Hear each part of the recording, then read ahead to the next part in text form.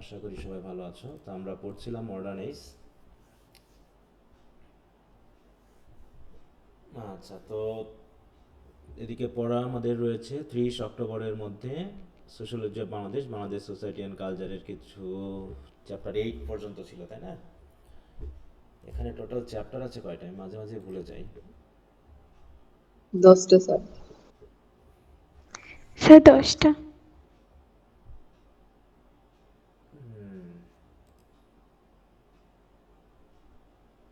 এগুলো তোমরা পড়তেছো তো নাকি, না আমি শুধু দিয়েই যাচ্ছি?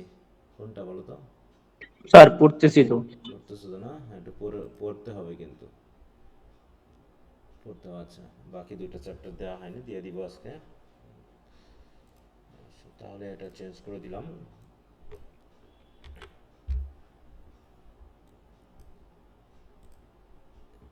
তারপরে হচ্ছে লর্ড বায়রনের ব্রিফ এবং শর্টগুলো আগামীকাল পর্যন্ত দেওয়া আছে, তবে আজকে একটু চেঞ্জ করে দিই কারণ কালকে তো আর ক্লাস নাই।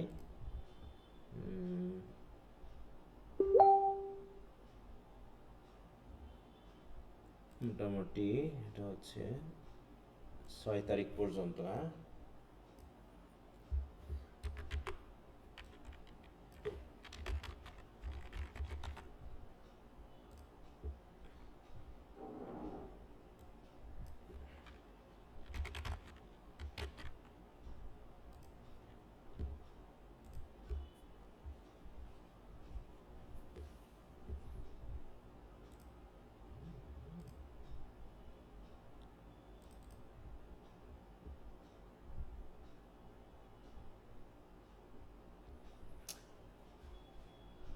আচ্ছা 9, তাই তো? এটাকে একটা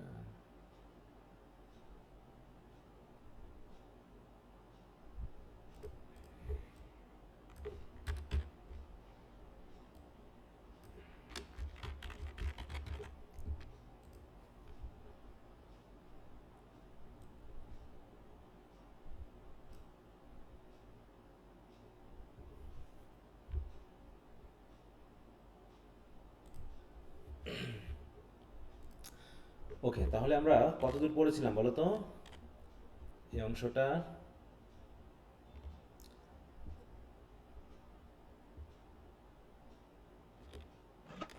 মোটামুটি ব্যাকগ্রাউন্ড ইতিহাসের কিছু অংশ আমরা পড়েছিলাম, তাই না?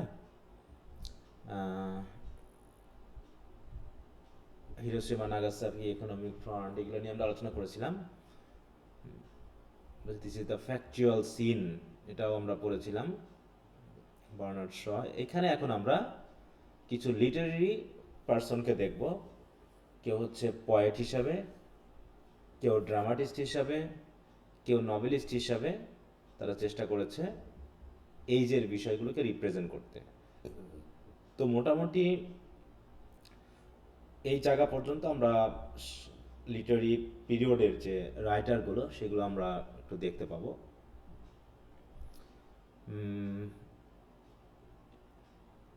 আমরা মনে হয় বার্নার্ড শ পর্যন্ত পড়েছিলাম নাকি?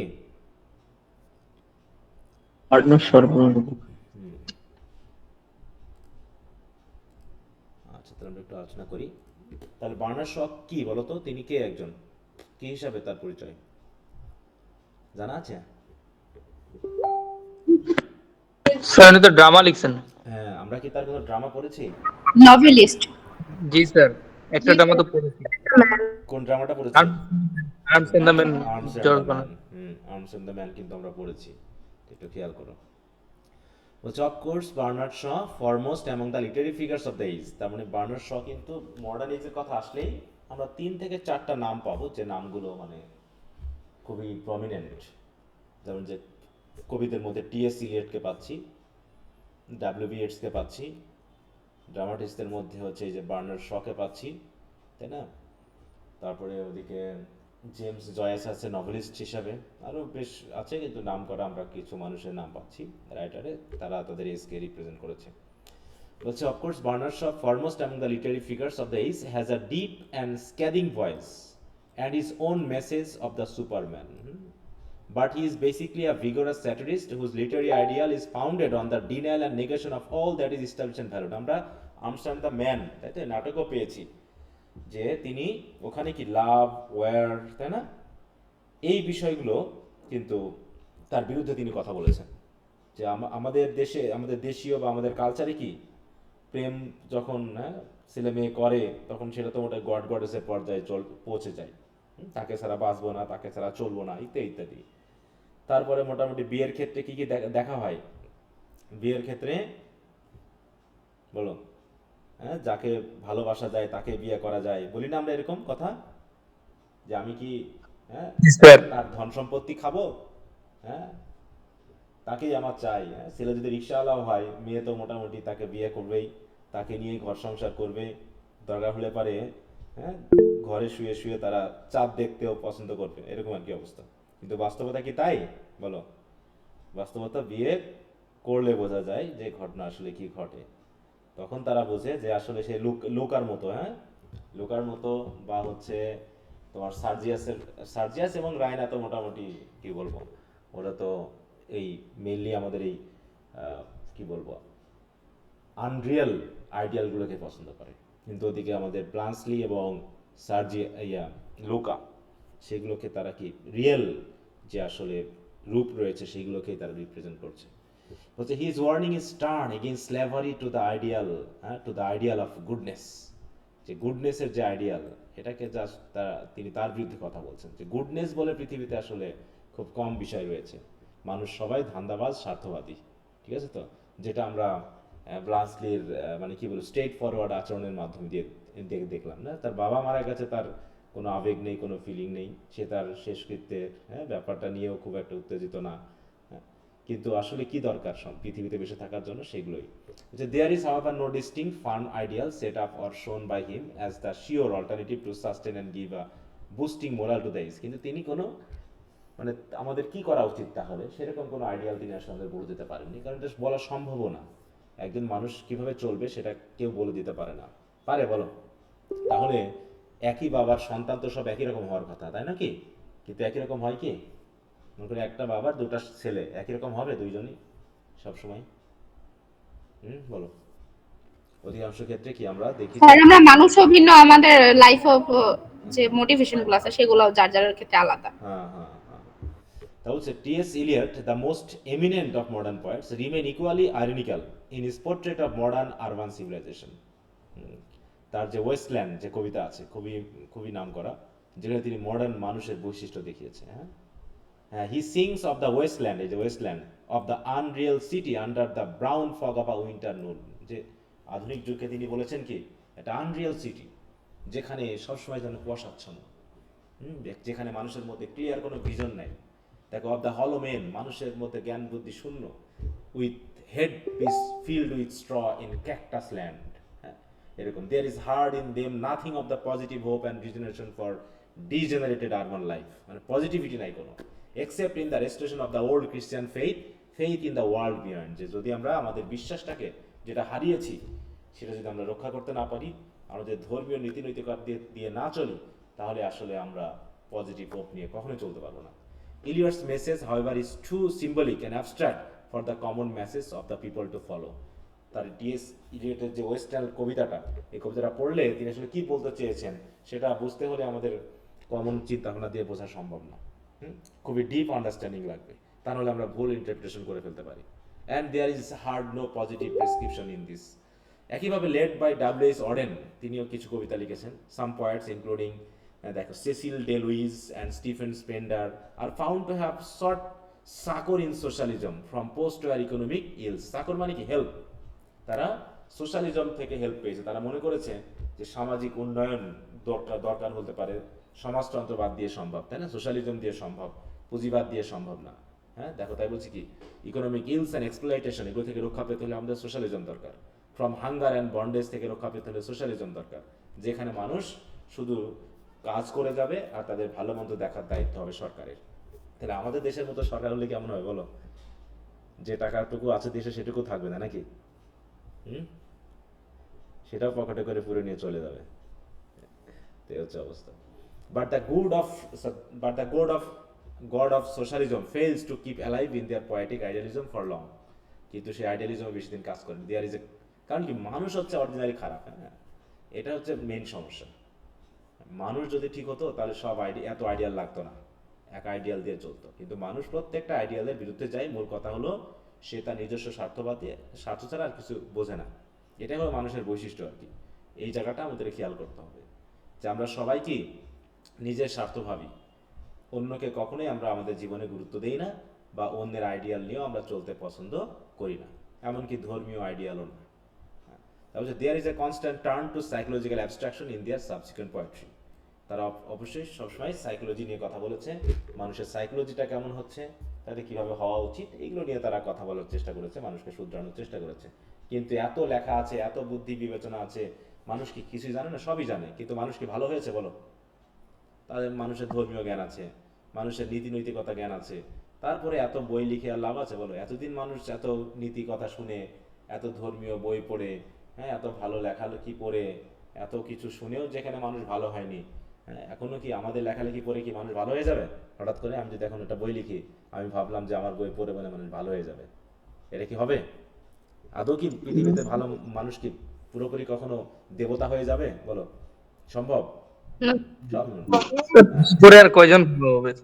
অতএব মানুষ মানুষের মতোই থাকবে, এটা কেউ দেবতা হবে না, ফেরেশতাও হবে না। অতএব আমরা আমাদের মতো বই লিখেই যাব, মানুষের কল্যাণের কথা ভাববো। এর ভিতরে কেউ শয়তানের ভূমিকা পালন করবে, কেউ ভালো ভূমিকা পালন করবে, কেউ নিরপেক্ষ ভূমিকা পালন করবে, এই হচ্ছে অবস্থা। তবে মডার্ন এজে মানুষ এখন খুবই মানে কি বলবো, মানে অস্বাভাবিক জীবনযাপন করতেছে। এদের কোনো নির্দিষ্ট লক্ষ্য নেই, উদ্দেশ্য নেই, কি হচ্ছে না হচ্ছে শুধু অর্থনৈতিক সুবিধা আদায় ছাড়া আর মোটামুটি আমরা আর কিছু বুঝতেছি না। The dreadful havoc of war is perfectly represented in Wilfred Owen's handful of poems. দেখো, মানে এখানে রাইটারের কথা বলেছে। তারপরে Siegfried Sassoon's sarcastic poetical sketches and Erich Maria's, দেখো Remarque's novel all quiet on the western front, এগুলোতে মেনলি যুদ্ধের যে, হ্যাঁ, প্রথম বিশ্বযুদ্ধ দ্বিতীয় বিশ্বযুদ্ধে যে ধরনের ক্ষতি করেছে সেগুলো মেনলি উঠে এসেছে। তার বলছে into year disenchantment, enchantment, fiery particles, rough justice, এই বইগুলো। Of course there is the romantic idealisation of war in Rupert Brooke's sonnet and in some other Georgian works, but the naked bitter truth of war is mightily exposed by the anti-war authors and the uncertainty of life and civilisation. যারা যুদ্ধ বিরোধী তাদের কাছেই mainly এই যুদ্ধের যে ক্ষতিকর, হ্যাঁ, বা বিটার ট্রুথটা উঠে এসেছে। Under the threat of war is all revealed. যুদ্ধ, দেখো যুদ্ধ কত ক্ষতি করে আমাদের, হ্যাঁ, যুদ্ধের ধ্বংস আমরা সবই জানি, কিন্তু কেউ কি, হ্যাঁ, যুদ্ধ ছাড়া থাকতে পারে বলো? মানুষ মানেই সেখানে যুদ্ধ থাকবে, কনফ্লিক্ট থাকবে, নাকি? মানুষ কখনো শান্তিপূর্ণভাবে বসবাস করতে চায় না এবং থাকতে পারেও না। পারলে তো ভালোই হতো, হ্যাঁ, পারলে ভালোই হতো।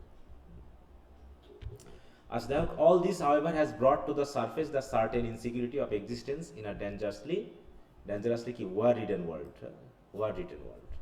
এইভাবে all this has brought to the surface, মানে সকলের রাইটিং কি করেছে যে আমরা পৃথিবীটা ওই সময়ের জন্য কতটুকু, হ্যাঁ, যুদ্ধ বিধ্বস্ত একটা দেশ, হ্যাঁ, সেই দেশের যে এক্সিস্টেন্স ইনসিকিউরিটির মধ্যে থাকবে, এত সিকিউর লাইফ লিড হতে পারে না, সেগুলো এখানে বলা হয়েছে। এর হচ্ছে the changing concept of the sexual morality of the age has the adequate representation. Sexual attitude বা মোরালিটি, আগে মানুষ সেক্সুয়াল অ্যাটিটিউড বা মোরালিটিটা শুধু ম্যারেজের মধ্যে সীমাবদ্ধ ছিল, এখন মোটামুটি কি অবস্থা বলো তো? এটা দিয়ে তো মানুষ মোটামুটি এখন লাইফ লিড করতেছে, হ্যাঁ, এরকম আর কি অবস্থা। যেটা আমরা উইলিয়াম ব্লেকের কবিতা তো পেয়েছিলাম, তাই না? হার্লোট্রি আছে না, যেটা দিয়ে তাদের লাইফ লিড করতে হচ্ছে। আর এখন তো মোটামুটি মানুষ পুরো কি বলবো, অন্যরকম হয়ে গেছে, যেখানে আর সম্পর্কও আর কি হচ্ছে না, মানে মানুষকে আর রক্ষা করতে পারতেছে না। এখন মানে পিতার কাছেও তার কন্যা নিরাপদ না, ব্যাপারটা এরকম হয়ে গেছে, হ্যাঁ। মানে কার কাছে তুমি নিরাপদ রাখবা তোমার মেয়েকে, হ্যাঁ, তোমার সন্তানকে তুমি কোথায় নিরাপদ রাখবা? কোন সম্পর্কটা কি হয়ে যাচ্ছে তার কোনো ঠিক নেই। কোশ্চেন এরকম ঘটনা যে শাশুড়ি জামাইকে নিয়ে পালিয়ে যাচ্ছে, অনেক ঘটনা আসলে এরকম নিউজ আসে না? ফেসবুকের আদলে, নিউজের আদলে এখন তো সবই দেখা যায়, নাকি?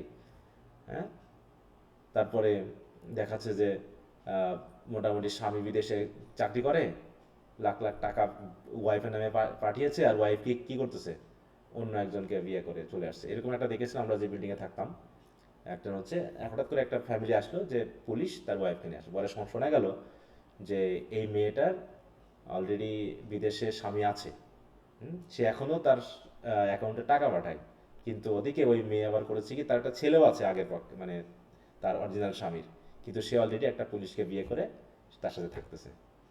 বুঝতে পারছো? এই যে ঘটনাগুলো, এগুলা কি মোরালিটি পর্যায়ে থাকলো? একটা মোরাল থাকবে না? সেক্সুয়াল মোরাল বলে একটা বিষয় রয়েছে, হ্যাঁ, সেখানেও তো থাকলো না, সব কিছু সব উল্টাপাল্টা হয়ে গেল। হ্যাঁ, তা হচ্ছে the changing concept of the sexual morality of the age has the adequate representation, particularly in some fictional works. In this connection, the novels of D.S. Lawrence, with extreme sexual frankness, are to be mentioned. H.G. Wells has also a series of novels on sexual license. এই licence মানে বুঝো? লাইসেন্সের meaning বুঝো? এই licence মানে কি? বিয়ের কথা বোঝাইতেছে এখানে। এখানে কি দাঁড়াও, লম্পট স্যার। লাম্পটতা। হ্যাঁ, দেখো এই যে বলছে কি, freedom two behave as one wishes, specially in a way which results in excessive and unacceptable behaviour. তাহলে সেক্সুয়াল লাইসেন্স মানে কি? এই যে আমরা এখন যে সমাজটা দেখতেছি বর্তমানে, হ্যাঁ, যে এখন ফেসবুক ইন্টারনেটের মাধ্যমে তো মানুষ এখন আর স্বাভাবিক নেই। এখন ড্রেস পোশাক থেকে শুরু করে সব কিছু নিয়ে মানুষকে আন্দোলন করতে হচ্ছে যে কে কি পরবে। হুম, তা এই হচ্ছে অবস্থা। While the habitual sexual promiscuity of the new generation is treated by Aldous Huxley and Noel Coward in their novel, মানে দেখাচ্ছে যে বিভিন্ন জন সমাজের বিভিন্ন বিষয়গুলোকে তুলে ধরেছে। Here again literature is found to mirror, এখানে সাহিত্যের কাজই হলো কি, to mirror well the trend of the age that has no solid belief or ideal to cling to, যে এজের কোনো সলিড বিলিফও নাই, কোনো আইডিয়ালও নাই। হ্যাঁ, এরকম একটা অবস্থা। অন্যদিকে দেখো এইগুলো কিন্তু খেয়াল রাখতে হবে, এই ফিচারগুলোই উঠে আসতে হবে, তাই না? যে এক একজন রাইটার এক একটা বিষয় তুলে ধরছে, টি.এস. ইলিয়ট, অর্ডেন, হ্যাঁ, এদিকে হচ্ছে তোমার নভেলিস্ট পড়া, এই যে নভেলিস্ট ডি.এস. লরেন্স বা এইচ.জি. ওয়েলস। তা হচ্ছে the popularity of Freud and of the Freudian concept of the unconscious is marked in the development of the stream of consciousness fiction. হ্যাঁ, এই যে as seen in the works of Virginia Woolf, James Joyce, Dorothy Richardson in particular. হ্যাঁ, বিশেষ করে আমরা দেখতেছি কি, যে স্ট্রিম অফ কনসাসনেস। হ্যাঁ, স্ট্রিম অফ কনসাসনেস, স্ট্রিম মানে কি? প্রবাহ। কনসাসনেস মানে কি? আমাদের চিন্তা ভাবনার। হ্যাঁ, কনসাসনেস আমি যেটুকু অ্যাক্টিভ আমার চিন্তা ভাবনা, সেইগুলো নিয়ে তারা লিখছে, যে তাদের চিন্তা ভাবনা দিয়ে সমাজকে, তাদের আশেপাশের বিষয়গুলোকে চিন্তা করছে। যেমন জেমস জয়েসের আমরা যে ইয়াটা পড়লাম, কি জানো, অ্যারাবি, তাই না? অ্যারাবিক। ওখানে কি একটা প্রেমের কাহিনীর কথা বলা হয়েছে, ওখানে একটা আইডিয়াল নিয়ে বলা হয়েছে, কিন্তু যে আমরা আসলে অনিশ্চিত, আমরা যে আইডিয়াল নিয়ে ভাবি সেই আইডিয়াল সবসময় পূর্ণ হবে এমন কোনো কিছু বলা যায় না। There is an attempt to present the psychic state and even emotional imbalance against the influence of modern mechanization and industrial civilization. This emotional imbalance has the extreme force of expression in a passivity and escapism, as seen in Eliot's poem Love, Song of J. Alfred Prufrock, and Samuel Beckett's play Waiting for Godot. Absurd play. The revolution is only the derangement of values. মানে কি? ডিরেন্স মানে কি? মানে বিপথে যাওয়া, মূল্যবোধের মানে কি অধপতন, এইগুলোকে মিলে এখানে দেখানো হয়েছে।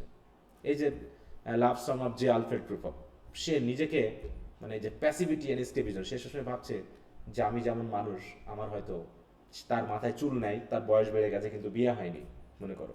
তো এরকম মানুষের কি চিন্তা ভাবনা হতে পারে? সে হয়তো সুন্দরী মেয়েদেরকে দেখতেছে, কিন্তু সে হয়তো বিয়ের আকাঙ্ক্ষা করতেছে, কিন্তু সে সাহস পাচ্ছে না যে সে প্রস্তাব করবে বা সেগুলো সে বলবে। হ্যাঁ, সে নিজেকে সবসময় মানে কি বলবো, দুর্বল ভাবতেছে।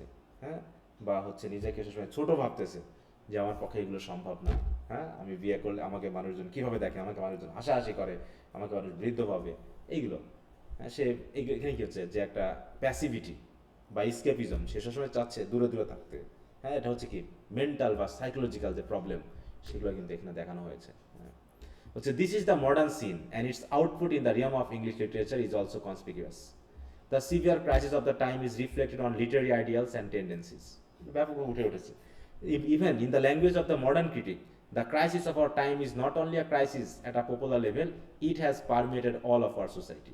শুধু একটা দুইটা জায়গাতে না, পুরো পৃথিবীতে প্রত্যেকটা সোসাইটিতে কোনো না কোনোভাবে এই সমস্যাগুলো, ক্রাইসিসগুলো কীভাবে ছড়িয়ে পড়েছে। পারমিটেড মানে কি? ছড়িয়ে পড়া। But the forces of change and instability are powerful and in accord with the overwhelming economic aspiration of the age.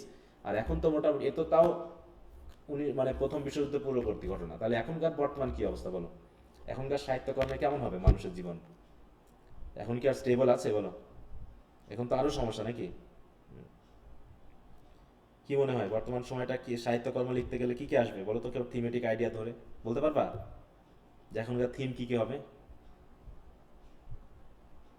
বলা যায়? Social media. বলো এখনকার আইডিয়াল কি কি হতে পারে, এখন মানুষ কি কি করবে? তোমাদের কি মাথায় নেই যে একটু যদি সাহিত্যকর্ম রচনা করা হয় তাহলে কি কি হতে পারে? Sir couple time blogger wasting এর ব্যাপারটা আসতে পারে। বলো এখনকার রাজনৈতিক কোনো আদর্শ আছে? মানুষের মধ্যে রাজনৈতিক আদর্শ কি আছে বলতো? না স্যার। এখন রাজনৈতিক আদর্শও নেই। এখন আওয়ামী লীগ বিএনপি বলে কি কোনো মানুষ আছে, নাকি সবাই সুবিধাবাদী? স্যার যে দল সবাই সুবিধাবাদী। হ্যাঁ, কিছুদিন আগে বাংলাদেশে আওয়ামী লীগের অভাব ছিল না, এখন আবার বিএনপির অভাব নাই। হ্যাঁ, বিএনপি জি স্যার, অভাব নাই। কারণ মানে কি? যেটা যে যে সরকার পে সেই সরকারেরই হুম, গুণ গাইবো। হ্যাঁ, মানে এখন আর যে সরকার আসতেছে সে ছাড়া আর দেশের সবাই খারাপ। ব্যাপারটা এই যে কথাবার্তাগুলো, এই যে আদর্শগুলো, এগুলো যেন আমরা মানে কি করতে পারতেছি না, আমরা যেন এর থেকে বাড়ি হতে পারতেছি না। হ্যাঁ, এখানে যেন বাড়ি হতে পারতেছি না, কি একটা দেশ, একটা সমাজ আমরা বুঝতে পারছি না। বলছে but there is no hope for modern literature, তাই বলে কি কোনো হোপ নেই? As as there is yet hope for modern life, so is for modern literature. Hope তো থাকবেই, শেরির মতো আমাদের আশা নিয়ে বাঁচতে হবে না? তো তো যাই হোক, এখানে সেই বিষয়টা দেখিয়েছি। দেখো এখানে কিছু মানে স্টেজ অনুসারে ভাগ করা হয়েছে। বলছে since in the modern English literature analysis of the different ages like the end of Victorian and the beginning of modernism হচ্ছে 1880 to 1900, the early years of the new century, the first world war থেকে the years between the wars 1919 থেকে 1919 পর্যন্ত, এটা হচ্ছে years between the wars, the second world war পরবর্তী life একদম শুরু হয়েছে 1939-এর পর থেকে। এইভাবে মোটামুটি ভাগ করেছে বিভিন্ন সাহিত্যকর্মগুলোকে। এবং যেহেতু নোবেল পুরস্কার দেওয়া শুরু হয়েছিল কত সাল থেকে বলো তো? জানা আছে নোবেল পুরস্কার কবে থেকে দেওয়া হয়েছিল? 1901 সালে। কত সাল থেকে? 1901 সাল থেকে। হ্যাঁ, 1901 সাল থেকে, তাই না? তাহলে এই সময় থেকে কিন্তু নোবেল পুরস্কার ব্যাপার চলে এসেছে, যে আমাদেরকে মনে রাখতে হবে যে এই সময় কে কেন ডাব্লিউবিএস কবে নোবেল পুরস্কার পাইলো।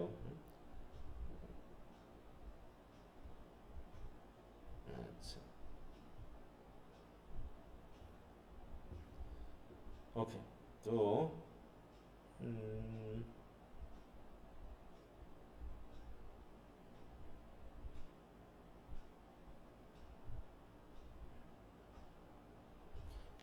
ওকে, তাহলে আমরা এখন যেহেতু আমরা চারটা ভাগের বিষয়গুলোকে দেখবো, একটা হচ্ছে পোয়েট্রি, তারপর হচ্ছে নভেল, তারপর হচ্ছে ড্রামা, তারপর হচ্ছে এসে। এই এসটা যেহেতু একটু মানে যেহেতু শিক্ষা দীক্ষা আধুনিকতা একটু উন্নত হয়েছে, এখানে ব্যাপক পরিমাণে সাহিত্যকর্ম রচিত হয়েছে, প্রচুর রাইটারের নাম আছে। তো আমরা এখান থেকে মেনলি মূল যে রাইটারগুলো সেগুলোকে আমরা একটু দেখব, যাতে আমরা মোটামুটি বুঝতে পারি। দেখো এখানে কি বলছে, evaluate modern English poetry and it's characteristics. এটা খুবই গুরুত্বপূর্ণ, এবং মাঝে মাঝে দু একজন কবি থাকে যেমন ডাব্লিউবিএস এবং টিএস ইলিয়ট, অনেক সময় এই দুইজনের কবিতার দিয়েই পুরো ফিচারগুলোকে তুলে ধরতে বলে। তো আমরা আগে মডার্ন ফিচারগুলো একটু দেখি যে কি কি ছিল। মডার্ন এজ বুঝেছি মানে মডার্ন এজের ফিচারগুলোকে আমরা সহজে ধরতে পারবো, যেখানে কবিতাতে কি কি বিষয় এসেছে। আমরা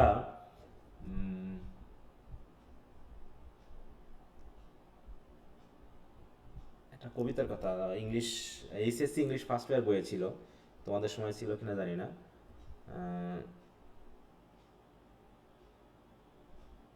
say I will go and I will arise and go now to the Innisfree, এই কবিতা পড়েছিল তোমাদের ফার্স্ট ইয়ারে ছিল? তোমাদের ফার্স্ট না ইয়ার স্যার, কত সালে ছিল জানো? ফার্স্ট ইয়ার 2019-এ 2019-20। অনার্সের ফার্স্ট ইয়ারে কত সালে তোমরা ভর্তি হয়েছিল? স্যার ওটা 20-এর পরবর্তী 22-এ 22-এ? করোনা কালে 22-এ অনার্সে ভর্তি হয়েছিলাম 22 স্যার। 23, তাই তো? হ্যাঁ, তাহলে তোমরা স্যার 21 বাস। আচ্ছা, করোনা পরবর্তী যেহেতু পড়াশোনাটা শর্ট হয়ে যায়, যেহেতু এখন চলছে 24, এই জন্য হয়তো তোমরা পাওনি, কারণ ওই সময় তো এগুলো দেওয়া ছিল না মনে। তোমরা কি শর্ট সিলেবাসে পরীক্ষা দিয়েছিলা? জি জি স্যার। স্যার। এই জন্য মনে হয় এগুলো পাওনি। তো ওখানে স্যার শর্ট ঠিক আছে, গ্রুপ ভিত্তিক খালি পরীক্ষা হয়েছে, 6টা পরীক্ষা হয়েছে। হ্যাঁ হ্যাঁ আচ্ছা, তো ঠিক আছে, আমরা তাহলে একটু এগিয়ে যাই। বলছে poetry changes in changing world. আমরা পোয়েট্রির কথা যদি ভাবি, আগের একদম ওল্ড ইংলিশ পিরিয়ডে, ওল্ড অ্যান্ড মিডিল ইংলিশ পিরিয়ডে যে কবিতা, তাই তো, সেগুলো কি কেমন ছিল? এরকম সনেট টনেট ছিল? সনেটের আবিষ্কার হয়েছে কোন কোন এইজে এসে? ইংরেজিতে বলো তো, ইংরেজি সাহিত্যে এসে সনেট কবে মানে প্রবেশ করেছে? সনেট, লিরিক, এলিজাবেথান এজে। এলিজাবেথান এজ, তাই না? হ্যাঁ, তাহলে সেই মিডিল বা হচ্ছে ওল্ড ইংলিশ পিরিয়ডে আমরা কি কি ধরনের রাইটিং পেতাম সেই সময়? এপিক না? বিশেষ করে জি স্যার। ফার্স্ট এপিকের নাম কি ছিল মনে আছে? বিয়ল। বিয়ল্ফ, তাই না? বিয়ল্ফ। হ্যাঁ, সেটাই মোটামুটি পায়। তারপরে চসারিজ আসলো।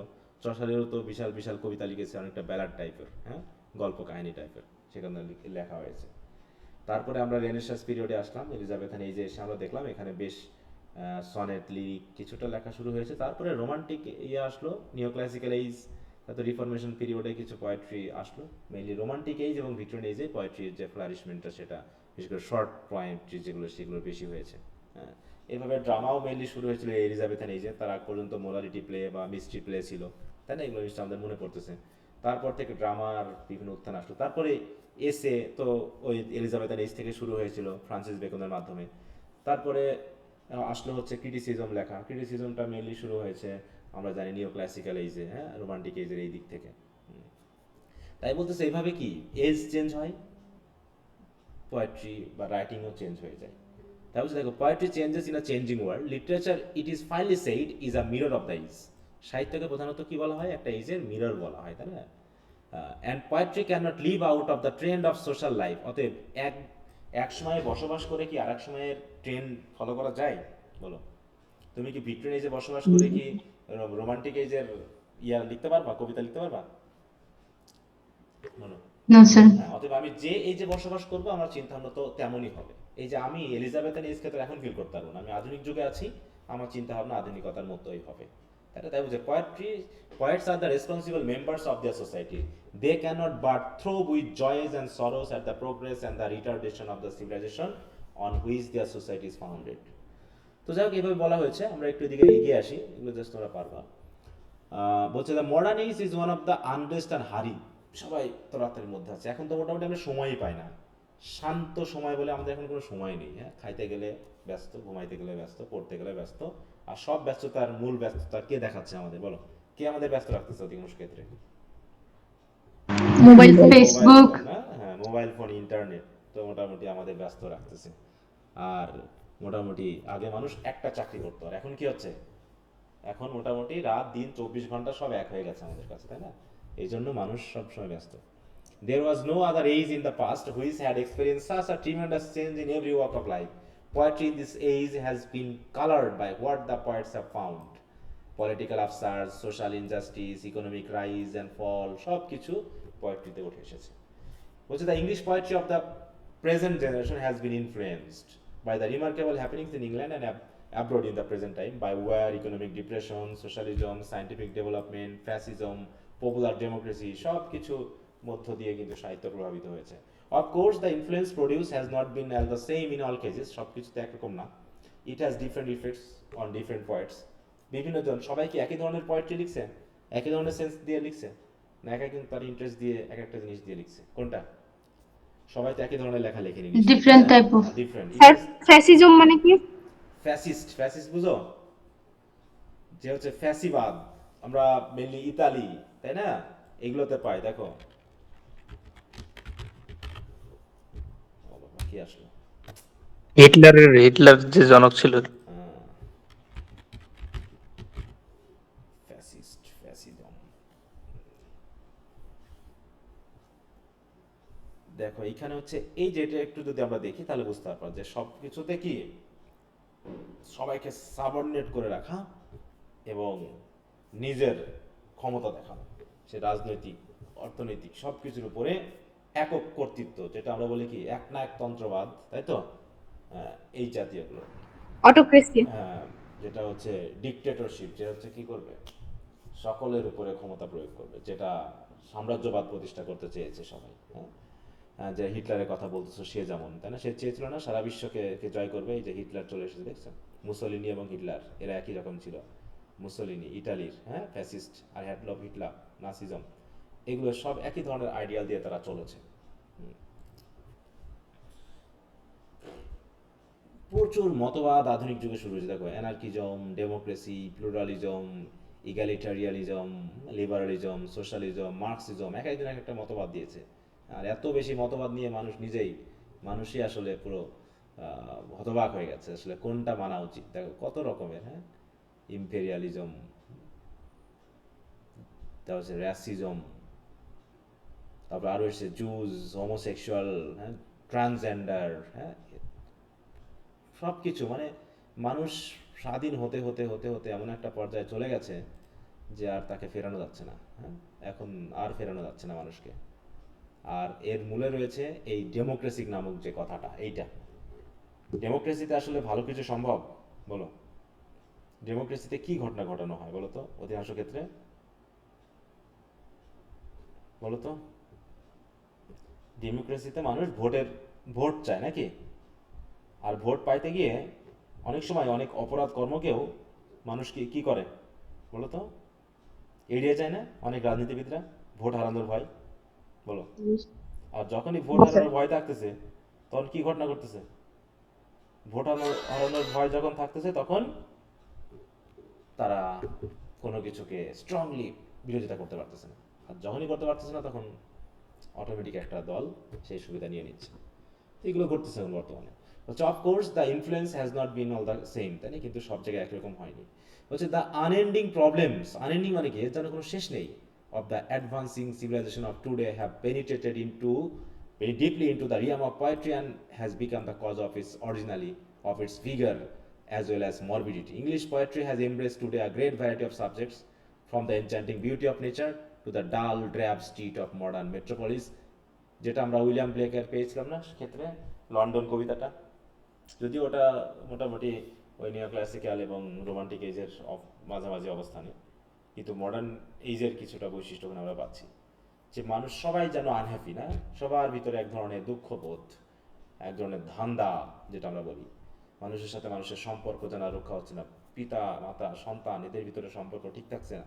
আগে একসাথে মানুষ বসবাস করেছে, হ্যাঁ, আগে পরিবারগুলো এক্সটেন্ডেড, এক পরিবারে দেখা যাচ্ছে একজন বাবার, হ্যাঁ, 3টা বউ, মানে একজন পুরুষের 3টা বউ, তার রয়েছে 25টা সন্তান, সব একসাথে কিন্তু বসবাস করেছে, রাগারাগি হোক মারামারি হোক একসাথে বসবাস করেছে, একসাথে থেকেছে, এক বাড়িতে 50 জনের রান্না হয়েছে, হ্যাঁ, সবাই মিলে মাঠে একসাথে কাজ করতে গেছে।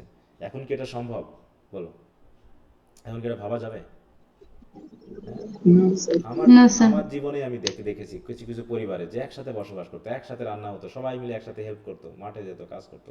কিন্তু এখন আর সেটা সম্ভব না। কেন সম্ভব না? যখনই আধুনিক শিক্ষা এসেছে তখন একজন ভাই হয়তো শিক্ষিত হয়েছে, হ্যাঁ, সে শহরে চাকরি করতেছে, সে আলাদা করে টাকা ইনকাম করতেছে, কিন্তু কৃষি পরিবারে তো কি আলাদা করে টাকা ইনকাম করতো সেটা থাকতো না, সবাই মিলে একসাথে কাজ করতো, মাঠে যা ফসল হতো সবাই মিলেই সেটা তৈরি করেছে বলে মনে করা হতো।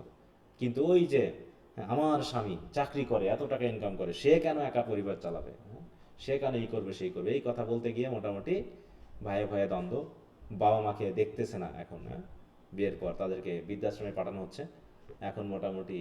আর পিতামাতাও মোটামুটি তার সন্তানকে সফল বলতে বোঝায় অর্থনৈতিক দিক থেকে ভালো চাকরি পাবে, অতএব তাদের যেভাবে সফলতা চাচ্ছে সেভাবে সফল হচ্ছে, কিন্তু আলটিমেটলি পিতামাতা বঞ্চিত হচ্ছে তাদের সুবিধা পাওয়া থেকে।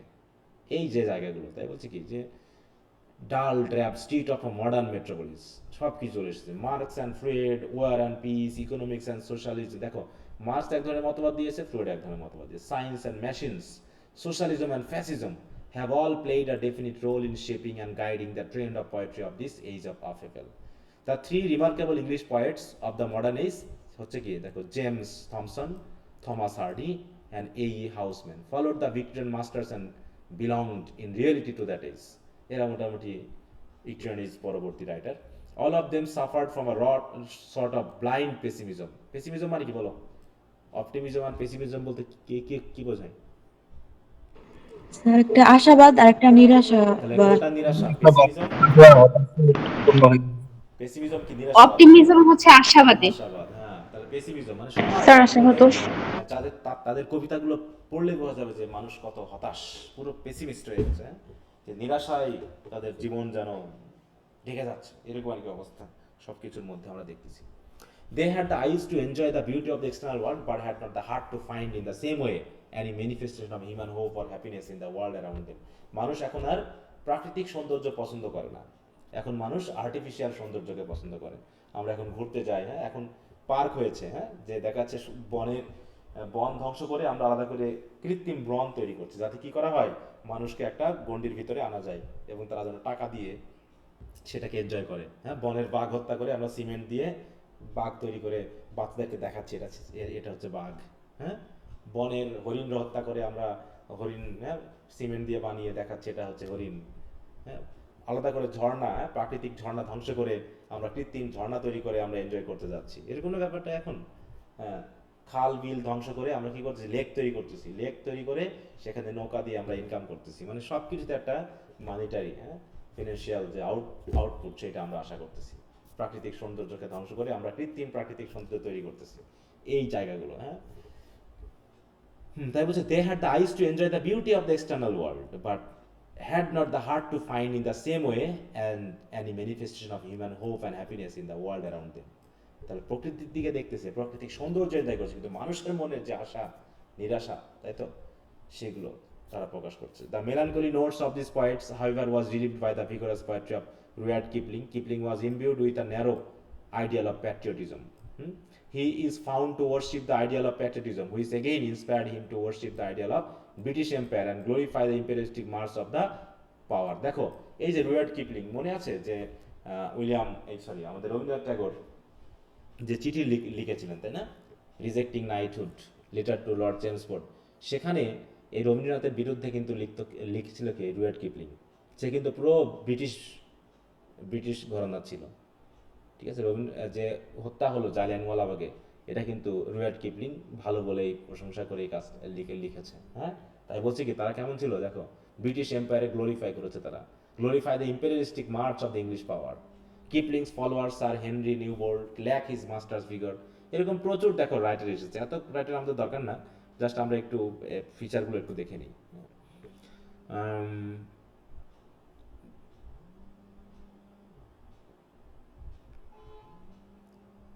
আচ্ছা, এখানে এগুলো আমাদের এখানে দরকার নেই। এই জায়গাটা আমরা দেখবো, 3 most significant names in modern English poetry. এই জায়গাটা গুরুত্বপূর্ণ, কারণ এদের উপরে মিলে আসে। একটা হচ্ছে মেইনলি এখানে যদিও 3 জনের নাম বলা হয়েছে, কিন্তু 2 জনকে বেশি দেখানো হয়, একটা ডব্লিউ.বি. ইয়েটস এবং টি.এস. ইলিয়ট। এর মধ্যে রয়েছে ওয়াল্টার ডিলামোর। দেখো, ইয়েটস ওয়াজ এসেনশিয়ালি রোমান্টিক। আমরা ইয়েটসের কবিতা পড়েছি, ডব্লিউ.বি. ইয়েটসের কোনো ফার্স্ট ইয়ারে? জি স্যার, একটা পড়ছিলাম স্যার। কোন কবিতা মনে আছে? A prayer for my The daughter, prayer for my daughter, তাই না? a prayer for my daughter. হ্যাঁ, তাহলে সেই কবিতা দিয়েই তো আমরা বুঝতে পেরেছি নাকি? জি স্যার, ওইখানে যুদ্ধের একটা হ্যাঁ, যে ওটা কামিং। থেকে কি আমরা বুঝতেছি যে মানুষ খুব ভালো আছে না, সেখানেও আমরা পাচ্ছি একটা টাচ পাচ্ছি যে আমরা হতাশ। হ্যাঁ, কবি নিজেই হতাশ নাকি? Yes, sir. জি স্যার। তাহলে কবি নিজেই হতাশ যে আসলে কিভাবে আমরা কি করতে পারি, এখান থেকে মুক্তি পেতে পারি। তিনি এখানে মুক্তির জন্য কি কথা বলেছে বলতো, কোনটাকে গুরুত্ব দিয়েছে শেষ পর্যন্ত? Sir, inner beauty. ট্রেডিশনকে গুরুত্ব দিয়েছেন, ট্রেডিশন। হ্যাঁ, যে আমার মেয়েকে আমি কি করব, ট্রেডিশন শেখাবো, তাই না? আমি আমার এমন একটা ছেলের সাথে আমার মেয়ের বিয়ে দিব যেখানে ট্রেডিশন ফলো করা হয়। তার মানে কি, তিনি বলতে চাচ্ছেন যে ট্রেডিশন ফলো না করলে আমরা কখনো সুখে শান্তিতে বসবাস করতে পারবো না। হ্যাঁ, এই জায়গাটা কিন্তু এখানে বলা হয়েছে। স্যার এখনকার যে ট্রেডিশন, এখন ট্রেডিশন ফলো করলে আরো খারাপ হবে। এখন ট্রেডিশন ফলো করলে পারবে না, এখন তিনি আসলে ট্রেডিশন বলতে ওই আগেরটাই বুঝিয়েছে, যেখানে ধর্ম নীতি নৈতিকতা অনুসরণ করা হয়েছে। হ্যাঁ, আচ্ছা, যেটা আমরা বলছি লায়ন এন্ড দ্য জুয়েল বলেছি না, লায়ন এন্ড দ্য জুয়েল, ওখানে কি একটা হচ্ছে ট্রেডিশনাল ভ্যালুস আর হচ্ছে মডার্ন ভ্যালুস, কোনটাকে গুরুত্ব দেওয়া হয়েছে ওখানে, রাইটার কোনটাকে গুরুত্ব দিয়েছে? Traditional values. ট্রেডিশনাল ভ্যালুকে গুরুত্ব দিয়েছে, যে ট্রেডিশনাল ভ্যালু না থাকলে সমাজ ধ্বংস হয়ে যাবে, এরকম আর কি। Yet was essentially a romantic. He appeared to be an escapist in his earlier works. He was one of the founders of imagism in modern English poetry. এই imagism বলে কথা আসবে। De la Mare has been styled as Coleridge Ribbon. তিনি আবার কোলরিজের মতো করে সুপারন্যাচুরাল বিষয় নিয়ে লিখেছেন। There is something eerie, mysterious and exquisitely charming in whatever he has written. He is sure to have a lofty place in any anthology of modern English poetry for his mastery over verbal rhythm and his capacity for creating atmosphere striking এটা। তো এখানে আমি আর ইয়ে করছি না, আমরা বরং এখানে অনেকগুলো পয়েন্টের কথা বলা আছে, এত আমার দরকারও নাই। আমরা মেইনলি আরেকটা এর পরের যে কোশ্চেনটা আছে সেটা আমরা একটু দেখব।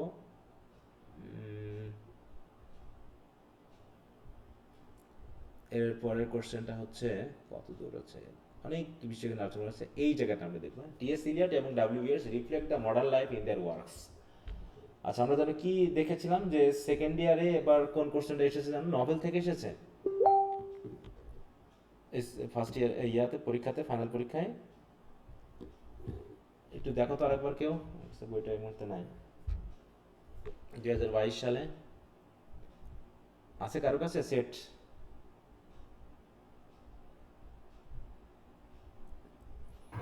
Sir modern drama. ড্রামা থেকে, হ্যাঁ ড্রামা থেকে এসেছে। আচ্ছা, তো দেখি আমরা তাহলে এইবার এই কোশ্চেনটা কিন্তু একটা ইম্পর্টেন্ট তাই তো,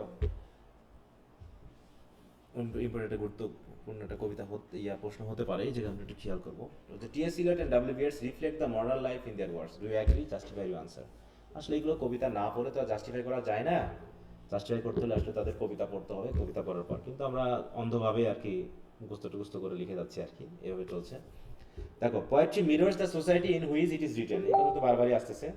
true poets share strongly the hopes and frustration, joys and thanks of the time. T S. Eliot and W B Yeats wrote poems in the world ravished modernist 1900 থেকে 1940, which was marked by unrest, political chaos, social injustice, একই কথা দেখো, হ্যাঁ, economic depression, shattered religious faith. Naturally, their poems reflect these social trends of the modern time. Further, in the modern age, a new poetic techniques called symbolism and imagism emerged as these poets used in it their composition of poetry. Thus, এটা গেল। আচ্ছা, ইমেজিজমটা কি সেটা আমরা একটু দেখি। ইমেজিজম বলে কিছু মতবাদ শুনেছো? ইমেজিজম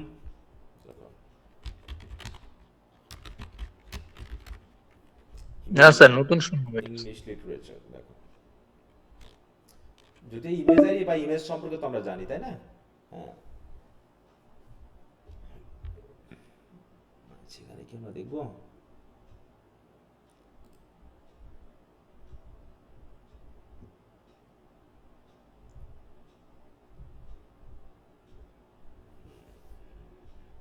ব্রিটানিকাতে ইমেজিস্ট আর ইমেজিজম।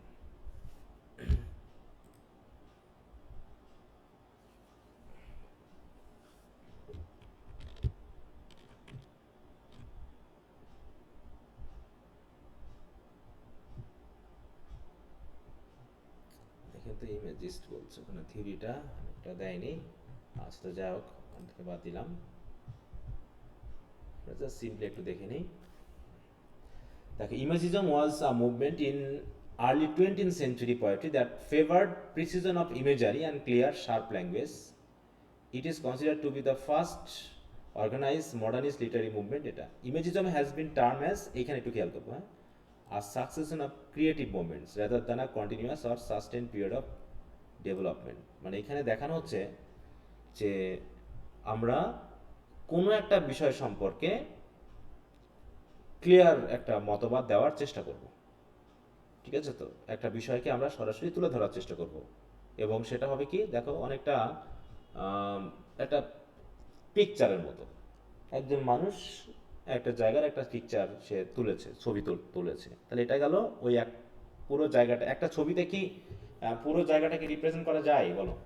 একটা জায়গার, মনে করো আমি একটা ছবি তুলতেছি একটা জায়গার, তা পুরোটাকে আমি কি এক ছবির মধ্যে তুলে ধরতে পারবো? No, sir. না।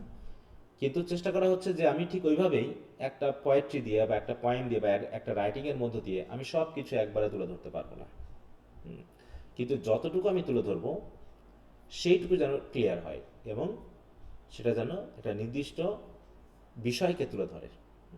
তো এই যে মতবাদটা, হ্যাঁ, যে একটা ক্রিয়েটিভ মোমেন্টকে আমরা তুলে ধরবো, সব কিছুকে একবারে ধারাবাহিকভাবে না, কোনো একটা বিষয়কে আমরা রিপ্রেজেন্ট করাবো, হ্যাঁ, এইটা মেইনলি এখানে দেখানো হয়েছে। আমরা যদি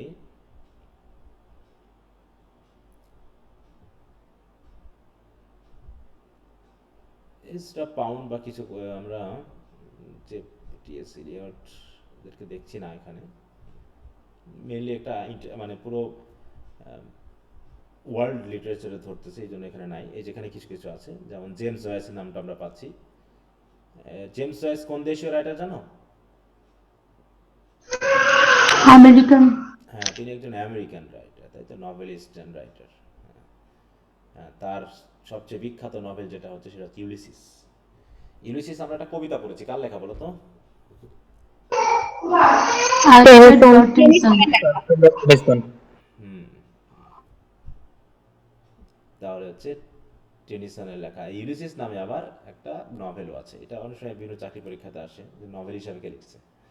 আচ্ছা, তাহলে আমরা চলে আসি। দেখো বলছে the most significant name. Sir Elizabeth থেকে একটা প্রশ্ন করি। সরি, বলো। হ্যাঁ রানী এলিজাবেথকে নিয়ে একটা প্রশ্ন ছিল। হ্যাঁ, বলো কি প্রশ্ন? রানী এলিজাবেথ ফার্স্ট, স্যার রানী এলিজাবেথ ফার্স্ট তো বিয়ে করছিল না, তো ওনার পরেই তো দেখা গেল যে ডাইনাস্টি চেঞ্জ হয়ে গেছে, জেমস ফার্স্ট আসছেন, তারপর চার্লস ফার্স্ট আসছে, তো হ্যাঁ। ওনারা কোত্থেকে আসলো, মানে রানী এলিজাবেথের সাথে তার সম্পর্কটা কি? আহ, সম্পর্কটা কি, তাই না? এখন দেখাচ্ছে কুইন এলিজাবেথ এবং তার পরবর্তী আসলো কি জেমস দ্য ফার্স্ট। এখানে তোমরা এবিসিটা দেখেছো? এবিসি অফ ইংলিশ লিটারেচার, বলো। এবিসি অফ ইংলিশ লিটারেচার ট্রেনটা দেখানো হয়েছে, ট্রেন যে রাজা, ওই জায়গায় কি দেখানো হয়েছে? ওটা কি স্যার দেখছো? এলিজাবেথ ফার্স্টের পর তো ডাইনাস্টি চেঞ্জ হয়ে গেছে, হ্যাঁ। স্টুয়ার্ট ডাইনাস্টি চলে আসছে। ওখানে ওগুলো কোত্থেকে আসছে বলো তো? ওগুলো কোথা থেকে আসছে? কখন কখন কোনটা কোন দিক দিয়ে চেঞ্জ হচ্ছে? যেহেতু Elizabeth the first, war of sir ওই ব্লেডসের পরে বংশেরই একজন, তার বাবাদের ভাইয়ের থেকে আসছিল মনে হয়, আমি হ্যাঁ দেখছি এটা। ওইভাবেই, ঠিক আছে তো। হ্যাঁ, যে ট্রেনটা দেখো, জেমস দ্য ফার্স্ট আসলে কোথাকার রাজা ছিল, কোন সময় কোন দিক থেকে আসছে? দেখো আমরা এখানে পাচ্ছি জেমস দ্য ফার্স্টকে এলিজাবেথ দ্য ফার্স্ট পরবর্তী আমরা পাচ্ছি, তাই না? সে এখন ডাইনাস্টি চেঞ্জ হচ্ছে, কিন্তু ওদের যে ধারা, সে ধারাটা কিন্তু থেকে গেছে। হ্যাঁ, ধারাটা কিন্তু থেকে গেছে। তাহলে আমরা যদি একটু দেখি জেমস দ্য ফার্স্ট আসলে কে ছিল, আমরা দেখি তো তার অবস্থানটা, তার পিতামাতা, তার এদিক থেকে কি কি আসে। দেখো, জেমস দ্য সিক্স নামে পরিচিত ছিল স্কটল্যান্ডে। হ্যাঁ, তারপর যখন ইংল্যান্ডে আসলো তখন তার নাম হয়ে গেল কি জেমস দ্য ফার্স্ট। এখন এই জায়গায় আসলে এলিজাবেথ কে ছিল সেটা কি জানা আছে? এলিজাবেথ কে ছিল? এলিজাবেথ কার কে ছিল? স্যার হেনরি হেনরি এইটের মেয়ে ছিল। Anne Boleyn and Henry the মেয়ে। হ্যাঁ, হেনরি দ্য এইট। অ্যান্ড তাহলে Elizabeth was the only surviving child of Henry the eight and his second wife Anne Boleyn. ঠিক আছে তো? তাহলে এইটা, তাহলে তার ফার্স্ট ওয়াইফ সে ছিল না? তার ফার্স্ট ওয়াইফ কে ছিল? এলিজাবেথ। জেন কি যেন? ক্যাথরিন, তাই তো? দেখা যাচ্ছে তার ফার্স্ট ওয়াইফ ছিল হেনরি দ্য এইটের। দেখো এখানে তার অনেক ওয়াইফ, অনেকগুলোই ছিল, বেশ কয়েকজন ছিল। দেখো যে ক্যাথরিন অফ আর্গন। তাহলে এই ক্যাথরিন অফ আর্গন, এদের এর সন্তান হয়নি? এদের সন্তান হয়নি বলো? ক্যাথরিন অফ আর্গনের সাথে তার বিয়ে হওয়ার কথা পরে দেখো, দেখো কুইন, এই যে wife of king Henry the eight. ঠিক আছে, এখন হেনরি দ্য এইটের আমরা যদি একটু দেখি ইস্যুটা কে ছিল বলো? এই যে মেরি, নাকি? দেখো এই মেরি আসলো কোত্থেকে? এ কোথাকার রাজা ছিল? এই মেরি কখন রাজা হয়েছিল বা রানী হয়েছিল, এটা কি আমরা দেখেছি? দেখো এ কিন্তু কোথায় ছিল? এই জায়গাগুলো কিন্তু পুরো এই ইংল্যান্ডকে আমরা কি কি নামে চিনি, কি কি নামে চিনি বলো তো? ইয়াকে, ইংল্যান্ডকে, মানে ইংল্যান্ড না বলতেছি, এখানে আমরা গ্রেট ব্রিটেন চিনি না? গ্রেট ব্রিটেন কি কেটে গেল নাকি? জি স্যার। আচ্ছা, হ্যাঁ, গ্রেট ব্রিটেন। ইংল্যান্ড, স্কটল্যান্ড আর আয়ারল্যান্ডের সমন্বয়। হুম, দেখো তাহলে এখানে খেয়াল করো, তাহলে এলিজাবেথ হচ্ছে কার সন্তান? এলিজাবেথ হচ্ছে কার সন্তান? হেনরি এইটার অ্যান বোলিয়নের। আর এই যে মেরি হচ্ছে কার সন্তান? হেনরি এইট আর ক্যাথরিন। ক্যাথরিনের সন্তান, তাই তো? দেখো, তাহলে এইভাবে কিন্তু তাদের ইয়াটা ছড়িয়ে যাচ্ছে বিভিন্ন জায়গায়, বিভিন্নভাবে কিন্তু এগুলো এইভাবে ছড়িয়ে যাচ্ছে। এবার তাহলে আমরা একটু লিঙ্কটা লাগিয়ে নিই। দেখো তাহলে কি দাঁড়ালো, যে হেনরি দ্য এইট, তার হলো দুই ওয়াইফের মধ্যে থেকে তিনি ডিভোর্স দিলেন হচ্ছে ক্যাথরিনকে, কিন্তু ক্যাথরিনের সাথে হেনরি দ্য এইটের লিঙ্ক দিয়ে সন্তান হলো কে? মেরি। ঠিক আছে তো? তাহলে এই যে জেমস দ্য ফার্স্ট, আচ্ছা আমরা একটু ওই এবিসি ওটা নিয়ে আসি। হ্যাঁ,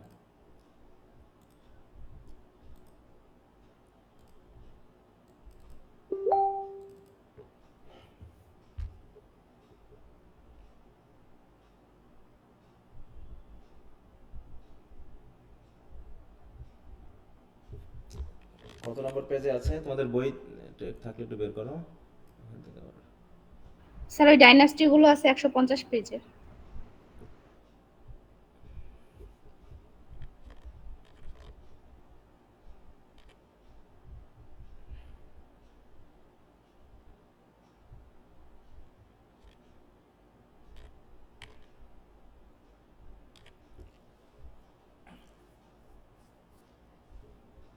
এই যে দেখো, তাহলে এই যে হেনরিটা এইট, তাই না? হেনরিটা এইট ছিল, তারপরে আসলো এডওয়ার্ড দ্য সিক্স, আর এইখানে ম্যারি এবং এলিজাবেথ দুইজনই কিন্তু শাসন করেছে, তাই না? মেরি এবং এলিজাবেথ শাসন করেছে হেনরি দ্য এইটের পর। তাহলে মেরি ছিল হচ্ছে হেনরি দ্য এইটের সাথে কার সম্পর্কে বলো? এই হেনরি দ্য এইটের থেকে ফার্স্টের বেশি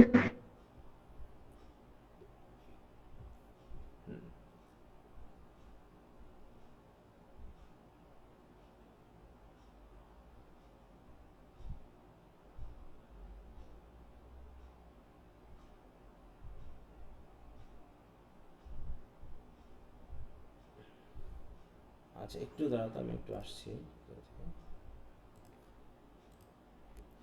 আচ্ছা, তো সবাই শুনতে পাচ্ছ? শোনা যাচ্ছে জি আমার স্যার। কথা? আচ্ছা, এবার আসি যেটা বলা হচ্ছে। দেখো তাহলে হেনরি দ্য এইটের দুই মেয়ে, ম্যারি অ্যান্ড এলিজাবেথ। তাহলে ম্যারি ছিল হচ্ছে 1553 থেকে দেখো 58। এখন এই যে এই ম্যারির তো বিয়ে হয়েছিল নাকি?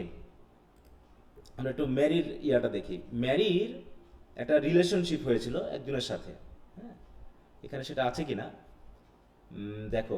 Mary was Queen of England and Ireland এত থেকে এত, as the wife of King Philip from January থেকে এত আনটিল আর ডেথ এত। এখন বলা হচ্ছে যে এই মেরির একটা সম্পর্ক ছিল, সেই নামটা এখানে দেওয়া আছে কিনা, তার মাধ্যমে এই জেমস দ্য ফার্স্টের জন্ম। বুঝতে পারছো ওখানে আছে কিনা?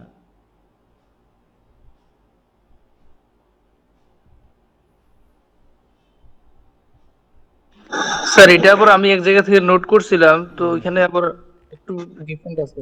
হেনরি দ্য সেভেন্থের যে সন্তান ছিল, এর হচ্ছে মানে অনেকগুলো সন্তান, তার মধ্যে একজন ছিল মানে দুইজন যারা ডাইনাস্টিতে আসছে আর কি, হেনরি দ্য এইট এবং হচ্ছে মার্গারেট নাম ছিল একজনের। হ্যাঁ ওটা তো আছে, কিন্তু এখানে হেনরিটা এটা যে ম্যারি, এই ম্যারির সাথে একটা রিলেট ইলিসিটেড একটা সম্পর্ক ছিল। বুঝতে পারছো? ওর নামও ছিল হচ্ছে হেনরি নামে, হেনরি নামে একজন লর্ড ছিলেন উনি মেনলি। তো ওর সাথে জন্ম হওয়ার মানে সম্পর্কে এই জেমসের জন্ম। ঠিক আছে তো? এই জেমসের জন্ম, তো সেটা এখানে দেখতেছি না। তো ওই জেমস ওদিকে তখন রাজা ছিল হচ্ছে স্কটল্যান্ডের। আর যেহেতু এলিজাবেথ মারা গেল, দেখো এলিজাবেথ যখন মারা গেল, তাহলে এখন ভাবো তো, যেহেতু এরা হচ্ছে সরাসরি ম্যারি এবং এলিজাবেথ হচ্ছে হেনরি দ্য এইটের সন্তান, সেই হিসাবে বংশটা কার হবে? বংশটা কার হবে? হেনরিরই তো হবে নাকি? হেনরি দ্য এইটের হবে না বংশটা? কিন্তু মনে করো এখন ম্যারি যার সাথে বিয়ে হয়েছে তার সন্তান যদি সিংহাসনে আসে তখন কি এটা হেনরির বংশে হবে বলো, নাকি বংশটা চেঞ্জ হয়ে যাবে? কেটে গেছে নাকি? ও,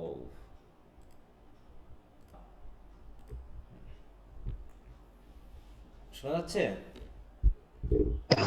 জি স্যার। আচ্ছা, তো যেটাতে ছিলাম, এখানে দেখো এই জায়গায় একটা জিনিস খেয়াল করো। দেখো এই যে জেমস দ্য ফার্স্টের পিতা মাতা, এই যে ম্যারি আর হচ্ছে হেনরি স্টুয়ার্ট। তাহলে পরবর্তী যে এটা শুরু হলো সেটা কোন ডাইনাস্টি শুরু হলো বলো তো?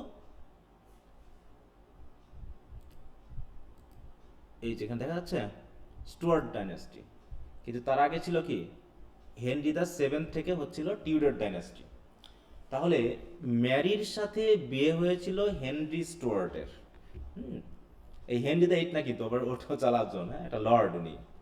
তাহলে এই মেরির সাথে হেনরি স্টুয়ার্টের বিয়েতে যে সন্তান হয়েছিল সে ছিল হচ্ছে জেমস দ্য সিক্সথ। সে হচ্ছে সিক্স ছিল কোন অনুসারে বলো, কোন দেশ অনুসারে? সিক্স ছিল হচ্ছে স্কটল্যান্ড, তাই তো? স্কটল্যান্ড। স্কটল্যান্ডের এই যে কিং অফ স্কটল্যান্ড হিসাবে সে ছিল সিক্স। স্কটল্যান্ডে সে কিন্তু 6 যখন ছিল। এলিজাবেথ মারা গেল তখন তো আর ওখানে আর ওই বংশের আর কেউ থাকলো না, থাকলো? কারণ তারা তো হচ্ছে দুইটাই মেয়ে, মনে করো হেনরি এইটের, মেরি আর এদিকে এলিজাবেথ। এলিজাবেথের বিয়ে হয়নি, তার কোনো সন্তান নেই, তাহলে অটোমেটিক মেরি তো অলরেডি মারা গেছে। তাহলে ওই যদি আমরা ধরি ওই রাজবংশের সাথে যদি আমরা লিঙ্ক লাগাতে চাই, অটোমেটিক মেরির যে সন্তান সে চলে আসতেছে। এখন মেরির যে সন্তান সে কি আসলে টিউডার ডাইনেস্টি হবে নাকি স্টুয়ার্ট ডাইনেস্টি হবে? তাহলে তার বংশ কোনটা? জেমস দ্য ফার্স্টের বংশ কি হেনরি থেকে আসছে না স্টুয়ার্ট থেকে আসবে? তাহলে বলো কোনটা থেকে আসবে? মনে করো আমি রাজা, তাই তো? আমি রাজা, আমার হচ্ছে মন্ডল বংশ। এখন আমার মেয়ের বিয়ে হয়েছে মনে করো সরকার বংশে কারো, হ্যাঁ, তাহলে আমার মেয়ের, মনে করো যে আমার আর কোনো ছেলে নেই, আমার একটাই মেয়ে আছে এবং সেই মেয়ের বিয়ে হয়েছে সরকার বংশ বা মল্লিক বংশ, মনে করো, ঠিক আছে? এখন আমার মেয়ের একজন ছেলে আছে। কারণ তাহলে যদি এখন আমার মেয়ে মনে করো মারা গেছে, তা আমি যখন মারা যাব তখন আমার সাথে লিঙ্ক লাগিয়ে যদি কাউকে সিংহাসনে বসতে হয় তাহলে তো আমার নাতি বসবে নাকি? হ্যাঁ স্যার। এবং সে সে কি মন্ডল বংশ হবে না সরকার বংশ হবে বলো তো? মন্ডল বংশ। কেন মন্ডল বংশ হবে? সে তো আমার না, সরকার বংশ হবে স্যার। সে তো সরকার স্যার বংশ। ওর ওর ভাবার ইয়েটা হবে না, হ্যাঁ, ওর ওর সরকার বংশ হবে না। হ্যাঁ, সেটাই তো আমি বলতে যাচ্ছি। তাহলে সেটা কোন বংশে হবে? সরকার বংশ হবে না? হ্যাঁ, তাহলে জেমস দ্য ফার্স্ট কোন বংশ থেকে আসলো সেটা বলো। জেমস দ্য ফার্স্ট কোন বংশ থেকে আসলো? হ্যাঁ, স্টুয়ার্ট বংশ থেকে। স্টুয়ার্ট বংশ থেকে। কিন্তু ওই হেনরি দ্য এইটের যে টিউডার বংশের, ওই বংশেরই তো মানে একটা তো আত্মীয় লাগবে নাকি? এই আত্মীয় তো মেরির মাধ্যমেই এসেছে, যে ছিল হচ্ছে টিউডার বংশের, হেনরি দ্য এইটের মেয়ে। হ্যাঁ, দেখো এই যে বলছে কি, দেখো the only surviving legitimate child of James the fifth of Scotland, মানে বিভিন্ন নামে পরিচিত হয়ে এসেছে। এই দিক থেকেই মেনলি এই আমাদের জেমস দ্য ফার্স্টের আগমন। কি বোঝা গেছে যে বংশটা কেন চেঞ্জ হলো? কার প্রশ্ন ছিল এটা? আচ্ছা, সে মনে হয় নাই, নাকি আছে? স্যার আছি। হ্যাঁ, তা কোন দিক থেকে আসলো বোঝা গেছে না এখনো বোঝনি? জি স্যার, বুঝতে পারছি। বলো তো কিভাবে আসলো, কোন দিক থেকে আসলো সে? আমাকে একটু বলো তুমি এবার, কি বুঝেছো শুনি। জেমস ফার্স্ট হচ্ছে ম্যারির সন্তান, সেই হিসাবে পরে ডাইনাস্টি যখন চেঞ্জ হয়েছে, এলিজাবেথ ফার্স্ট মারা যাওয়ার পরে ওই মেরির সাথে সম্পর্ক ছিল দেখে এলিজাবেথ ফার্স্টের পরে উনি ক্ষমতায় বসতে পারছে। হুম, তাহলে এই যে মেরি থেকে ঘুরে এ চলে আসছে, ঠিক আছে? তাহলে চার্লস দ্য ফার্স্টের সাথে জেমস দ্য ফার্স্টের কি সম্পর্ক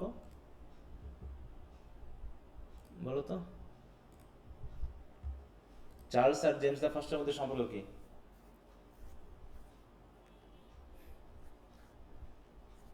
বলতে পারবা? Charles the first K? James the ফার্স্টের ছেলে, বলে গেছো? চার্লস দ্য ফার্স্ট হচ্ছে কি জেমস দ্য ফার্স্টের ছেলে। হুম। আচ্ছা, তো যাও গুলো একটু দেখে নিবা ভালো করে, একটু এদিক ওদিক দিয়ে সার্চ দিবা, পেয়ে যাবা।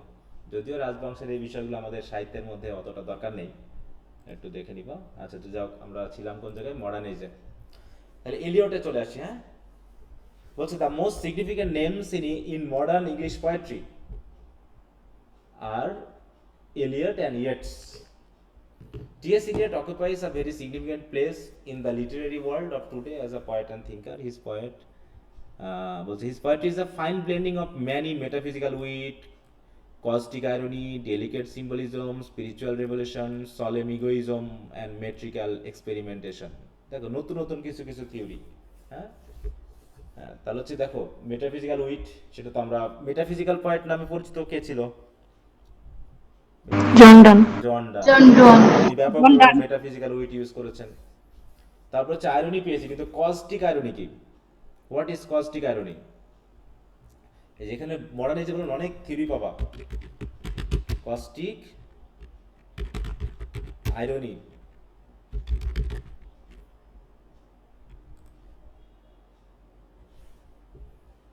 যেটার সাথে রিলেটেড অনেকটা হচ্ছে সার্কাস্টম বা এরকম আর কি, স্কর্ণমূলক অনেকটা। যেখানে আমরা তো জানি আয়রনি মানে হচ্ছে বিপরীতমুখী, তাই না? আয়রনি দ্বারা আমরা বুঝি যে যে কথাটা বলবো তার বিপরীত সেন্স বোঝাবো। ওখানে দেখা যাচ্ছে যে হিউমার বা মক যে ব্যাপারটা সেখানে কম থাকবে, কিন্তু এখানে যেটা বোঝাচ্ছে সেখানে একটা ইনসাল্টমূলক একটা কথা থাকবে। আয়রনির মূল উদ্দেশ্য কিন্তু অনেকটা ইনসাল্ট করা নয়, কিন্তু এখানে দেখো বলছে যে কস্টিক রিমার্ক একটা witty language use to convey insult or scorn. In other words it's irony, sarcasm or satire. যে আইরনির মূল উদ্দেশ্য থাকবে অন্যকে অনেকটা কি করা, স্যাটায়ার করা, ইনসাল্ট করা। insult করা, এরকম একটা ব্যাপার থাকবে, সেটাকে তখন আমরা বলবো কস্টিক আইরনি। হ্যাঁ, তো এখানে সেটা বলা হয়েছে। তার বলছে ডেলিকেট সিম্বলিজম, সিম্বলিজম তো আমরা বুঝি, স্পিরিচুয়াল রেভলিউশন, তাই তো? Sorry, spiritual revaluation. রিভ্যালুয়েশন মানে কি? আবার নতুন করে রিভ্যালুয়েট করা। হ্যাঁ, মানে আবার নতুন করে মূল্যায়ন করা, যে আমাকে ইভ্যালুয়েট করা, মূল্যায়ন করা, যে আমাদের স্পিরিটটাকে পুনরায়, স্পিরিচুয়াল ব্যাপারটাকে আবার ধরা। বিশেষ করে ওয়েস্টল্যান্ড যখন পড়বা তখন দেখা যাবে যে তিনি শেষ পর্যন্ত দেখিয়েছেন যে হিন্দু মতবাদকে তিনি সাপোর্ট করেছেন। ঠিক আছে, তো তিনি শেষ পর্যন্ত তিনি খ্রিস্টান একজন ব্যক্তি হিসাবে তিনি কিন্তু হিন্দু মতবাদকে সাপোর্ট করেছেন। কিছু কিছু যে উপনিষদের কিছু বিষয় পড়ার কারণে তার যে মানে ন্যাচারাল যে আমাদের সাথে সম্পর্ক, নেচারের সাথে যে রিলেশন, সেইগুলোকে তিনি কিন্তু সাপোর্ট করেছেন। হ্যাঁ, তাই বলছে দেখো, তার বলছে সলেম ইগোইজম। ইগো বুঝো? ইগোইজম কি? ইগোইজম কি বলো? ইগো কি? অহমিকা, অহংকার। হ্যাঁ, বলো কি বললা? আরে মাইলো, ইগোইজম বলতে কি? ইগো বলতে আমরা কি কি বুঝি?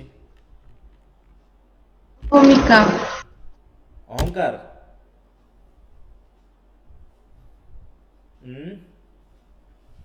কোনটা হতে পারে? হ্যাঁ, ইগো বলতে আসলে অহংকার বা গর্ব এমন কিছুকেই বোঝায় না।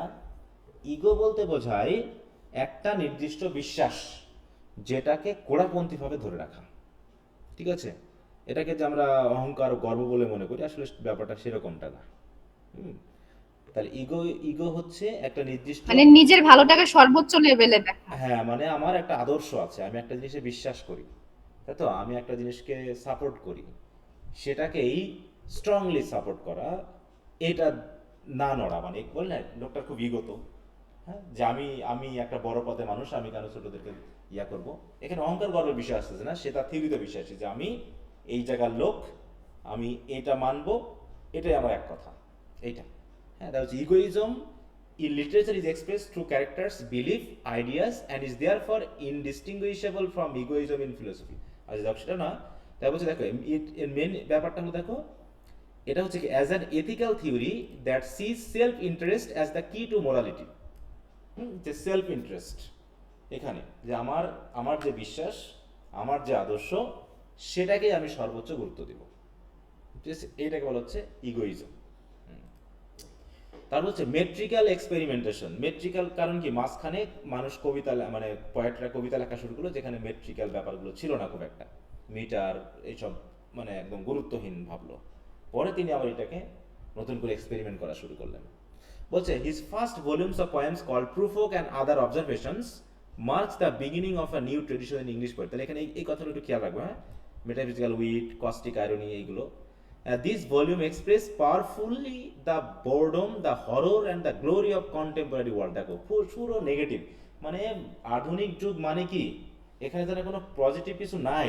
সাহিত্য পড়লে পারে, সাহিত্যের দৃষ্টি দিয়ে তাকালে পারে দেখবা মডার্ন এজ পুরো হচ্ছে কি একটা পেসিমিস্টিক একটা এজ। যেমন এখানে যে প্রুফকের কথা বললাম, হ্যাঁ, প্রুফক description of himself is all two realistic of an urban modern man. কেমন? I grow old, I shall wear the bottom of my trousers rolled. মানে কি, যখন আমরা ইয়াং থাকি তখন তো মোটামুটি আমরা, আমাদের গায়ে শক্তি থাকে, আমাদের যৌবন থাকে, আমাদের চেহারা স্রোত একদম মানে খুবই স্মুথ থাকে, তাই না? বৃদ্ধ হওয়ার সাথে সাথে কি কি হয়, তখন কি আমরা আমাদের আর ওই চেহারা, আমাদের চুল আঁচড়ানো, ড্রেস ভূষার দিকে কি আমরা খেয়াল করি আর? বলো, বয়স বেড়ে যাওয়ার সাথে সাথে।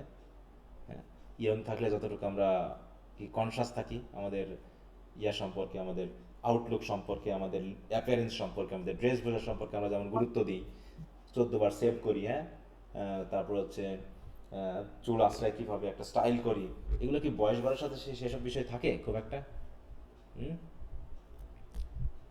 বলো, তোমরা কি আমার কথা শুনতে পাচ্ছ তো? জি না, থাকে না। যদি কথা না বলো তাহলে আমি বুঝবো যে শুনতে পাচ্ছ না। হ্যাঁ, একটু কেউ দুই একজন একটু ইয়া করবে, সংকেত দিবা। নো স্যার, থাকে না। হ্যাঁ, জি স্যার, শুনতেছি।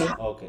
তাহলে এই যে জায়গাটা, তাই বলতেছে যে মানুষ তখন নিজের ব্যাপারটা ফিল করতে শুরু করেছে, হ্যাঁ, নিজের জায়গাটা বুঝতে চেষ্টা করেছে, আমি এটা কি করব নাকি করব না, এটা কি হওয়া উচিত নাকি হওয়া উচিত না, আমার কি সেই যোগ্যতা আছে, সেই ক্ষমতা আছে, এই যে একটা মানে দোদুল্যমানতা, বিশ্বাসীনতা, এগুলো কিন্তু এখানে দেখানো হয়েছে। হ্যাঁ, তার বলছে দেখো এখানে there is no heroic martyrdom of love. আধুনিক যুগে এসে ভালোবাসাটাকে একদম প্র্যাকটিক্যাল লেভেলে দেখানো হয়েছে। এখানে প্রেমের জন্য কেউ মরে না, হ্যাঁ, প্রেমের জন্য কেউ নিজের জীবন দেয় না, তাই না? Nor an elemental desire will you love me, এই কথা আমরা আর বলি না, হ্যাঁ, কোনো এলিমেন্টাল ডিজায়ার নিয়ে। বলছে Prufrock is a coward conscious of what he is, capable of neither love nor sacrifice, so feels that the visit would not have been worth. এই কবিতাগুলো না পড়লে আসলে এগুলো হঠাৎ করে বোঝানো যায় না, এগুলো আমরা ওটা বাদ দিয়ে যাই। মানে মূল কথা ভাববো যে আমরা একটা মানে কি ডিলেমার মধ্যে বসবাস করছি। হ্যাঁ, তার বলছি all this is definitely not poetical and fully prosaic in the conventional standard, but it is this prosaic element that constitute the essence of modern poetry. মানে prosaic element সরাসরি প্রোজ না, কিন্তু পোয়েট্রির ভিতরে প্রোজের সেন্স দেওয়া এইটা। And here Eliot stands as the most significant name in modern English poetry. His poetry has truly immense significance and the great bearing on his age, the poetry of his age. তারপর হচ্ছে এলিয়টস the wasteland হচ্ছে সবচেয়ে গুরুত্বপূর্ণ, is the most significant work of the modern age, it goes beyond mere diagnostic of spiritual crisis of the time, it is a lament over a man's fallen nature. এখানে দেখানো হচ্ছে মানুষ কতটুকু মানে পড়তে পড়তে একদম নিচে নেমে পড়ে। হ্যাঁ, মানে এখানে দেখানো হচ্ছে যে সেন্সুয়ালিটি থেকে শুরু করে সব কিছুতে মানুষ পুরো আধ্যাত্মিকতা, মোরালিটি বাদ দিয়ে পুরো মেকানিক্যাল হয়ে গেছে। হ্যাঁ, মেকানিক্যাল হয়ে গেছে। যেমন it is a prophecy and promise. Eliot suggests in this poem that modern civilization is a wasteland. ওয়েস্টল্যান্ডে কি ইয়া হয়, ফসল ফলে, বলো ফসল ফলে ওয়েস্টল্যান্ডে? ওয়েস্টল্যান্ড মানে কি?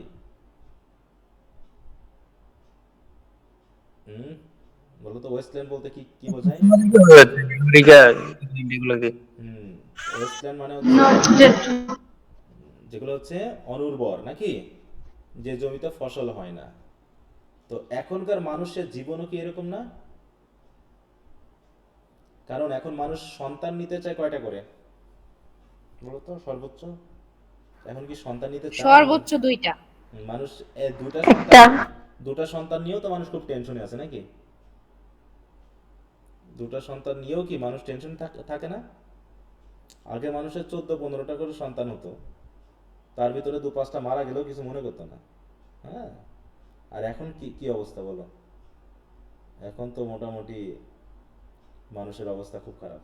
তার সব কিছু কেমন জানি অন্যরকম, এখানে পজিটিভ রিলেশনশিপ নাই, তাই তো? তারপর হচ্ছে স্বামী স্ত্রীর মধ্যে ভালোবাসা, এবং ভালোবাসা সন্তান হিসাবে মানে ফসল হিসাবে তাদের সন্তান, সন্তান পিতামাতার মধ্যে যে রিলেশনশিপ, এইগুলো যেন এখন আর খুব একটা নাই, সব মেকানিক্যাল হয়ে গেছে। বলছে self surrender, sympathy, self control are the ways of salvation. এগুলো দরকার, কিন্তু আমরা সেগুলো করছি না। সেলফ সারেন্ডার মানে নিজেকে ইয়া করা, কন্ট্রোল করা, এগুলোর এখন আর নাই। ইন দ্য হলো man the poet suggests similar bleak view of modern civilization. এই হলো ম্যান কবিতাতেও তিনি একই ধরনের নেগেটিভ ভিউ বা মতবাদ তিনি দেখিয়েছেন। There is also a turn to spiritualism in his poetry as redemptive peace for the hollowness of modern urban life. Noted distinctly in the poem Marina, অনেকগুলো পোয়েম আছে। এছাড়াও দেখো in his 4 quartet published in different Marina, এগুলোতে তিনি দেখিয়েছেন কি কি দেখিয়েছেন এখানে spiritual life out of the shackle of materialism. এখানে মানুষ কি চাচ্ছে, যে ম্যাটেরিয়ালিস্টিক হতে হতে মানুষ পুরো হতাশ, সেখান থেকে মানুষ স্পিরিচুয়াল লাইফ যেন সে চাচ্ছে। হ্যাঁ, এগুলো তাই বলছি Eliot's contribution to modern English poetry is truly remarkable. কারণ কি this is the symbolic character of his imagery. এই ওয়েস্টল্যান্ডের কথাটাই বেশি আসতেছে ঘুরে ফিরে। হ্যাঁ, এখানে তিনি মেইনলি জিনিসটা দেখিয়েছেন, জাস্ট ছোট করে আমরা একটু খেয়াল করবো। এরপর হচ্ছে ইয়েটসে আমরা চলে আসি, একই কথা বারবার আসতেছে। One of the most remarkable names in modern English poetry is W.B. Yeats. His poetry, with its clear and bright imagery, pure and impulsive statement, haunting melody, is one of the chief glories of modern English literature. মানে তিনি যেগুলো দেখিয়েছেন, যেটা আমরা mainly কি prayer for my ডটারে আমরা পড়েছি, তাই না? His significance, like Eliot's, is truly much, and he seems to epitomize the history of English poetry in his times. মানে তার কবিতাগুলো দেখলে আমরা বুঝতে পারবো যে সেই সময় মানুষের অবস্থান কি ছিল, সেগুলো তিনি তুলে ধরেছেন। The works of Yeats fall distinctly into 3 groups. এই যে বললাম না, সেলিং টু বাইজেন্টাইন বা হচ্ছে এরকম একটা কবিতার ওই যে I will arise and go now to Innisfree. হ্যাঁ, এইগুলো কি দেখাচ্ছে, যে মানুষ আবার প্রকৃতির কাছে ফিরে যেতে চাচ্ছে, মানুষ পুরো মডার্ন লাইফ নিয়ে হতাশ, এখানে যেন মানুষের কোনো কমন সেন্স নেই, মানুষের যেন মানসিক কোনো শান্তি নেই, এইগুলোকে বোঝানো হচ্ছে। He wrote his earlier poems under the influence of the romanticists like Spenser, Shelley, Rossetti, particularly of the late Victorian romantic escapists, মানে এদের নিয়ে তিনি লিখছেন। পরবর্তীতে his earlier works bear testimony to the note of romantic escapism that haunted him in early phase. যেমন আমরা romantic ওই যে কবিতাটা বললাম, I will arise and go now to Innisfree, এর মানে কি, যে আমি আর এখানে থাকতে যাচ্ছি না, এই আধুনিক জীবন আমার ভালো লাগছে না। ঠিক ওই ইয়ার মতো, I wandered lonely as a cloud, William ওয়ার্ডসওয়ার্থের মতো, যে মডার্ন লাইফ আর ভালো লাগছে না। হ্যাঁ, আধুনিক জীবন তার ভালো লাগছে না, ওই আধুনিক তৎকালীন জীবনই ভালো ছিল, যেখানে প্রকৃতির সাথে আমাদের বসবাস ছিল। এই সকল ইট পাথরের লাইফ, হ্যাঁ, এখানে যেন কোনো সম্পর্ক নেই, এখানে সব কিছুতে স্বার্থ। হ্যাঁ, এখান থেকে পালিয়ে যাওয়াটাকে এসকেপিজম বলা হচ্ছে, তাই না?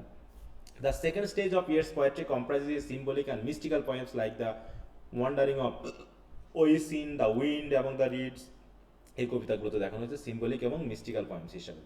The influence of Blake is found particularly distinct on his poetry of his দেখো, সেই ব্লেকের প্রভাবও তার মধ্যে এসেছে।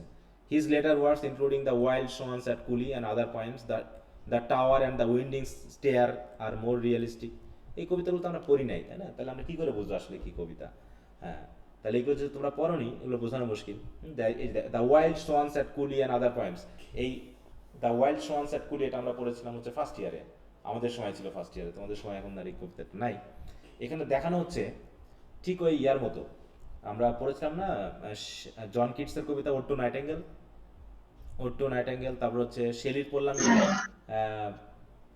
ওর স্কাইলার, তাই না? তা স্কাইলারকে কবি কি হিসাবে দেখতেছে, মনে হচ্ছে তার কোনো দুঃখ নেই, তার কোনো কষ্ট নেই, তাই না?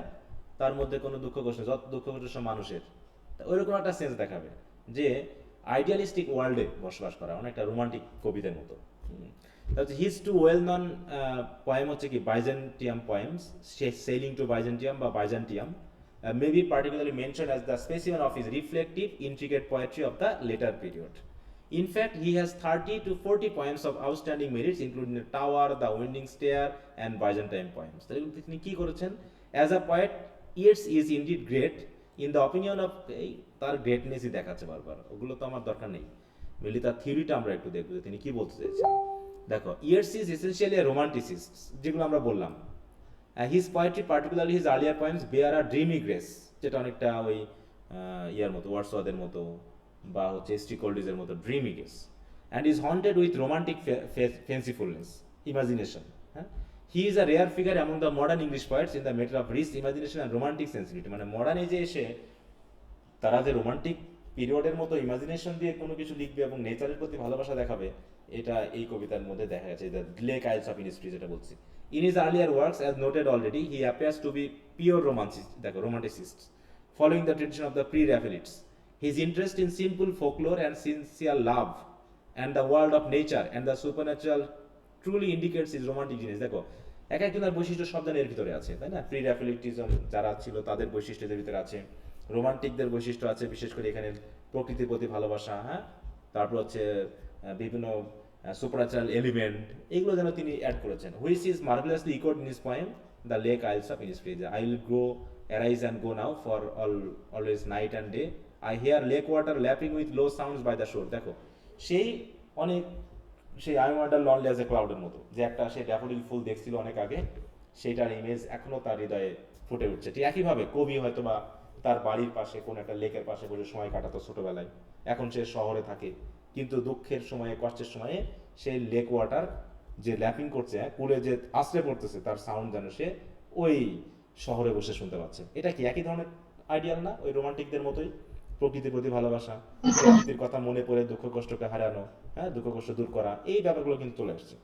This romantic temper so clearly evident in Yeats is a rare possession in modern English poetry. Here his contribution to one particular aspect of modern poetry is well marked. এছাড়াও কি হচ্ছে দেখো, Yeats as stated already is an escapist, মানে তার বৈশিষ্ট্যগুলো দেখানো হচ্ছে ওই রোমান্টিকদের মতোই, প্রকৃতির মাধ্যমে ফিরে যেতে যাচ্ছে, হার্ড রিয়েলিটিগুলো ভুলে থাকতে চাচ্ছে, এগুলো, হ্যাঁ। But it seems that he is a visionary who tries to escape from the hard realities of life and seek refuge in the realm of romance and fancy. Here again Yeats appears as a romanticist, ওই একই কথা, সেন্সুয়াসনেস ব্যাপারগুলো আছে, তোমরা একটু পড়ে নিবা।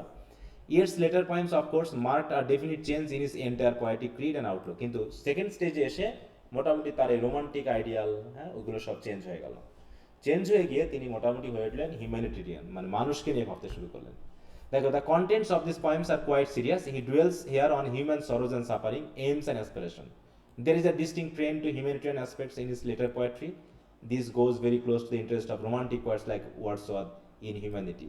Humanism is superbly restored in modern English poetry through these great poetic efforts.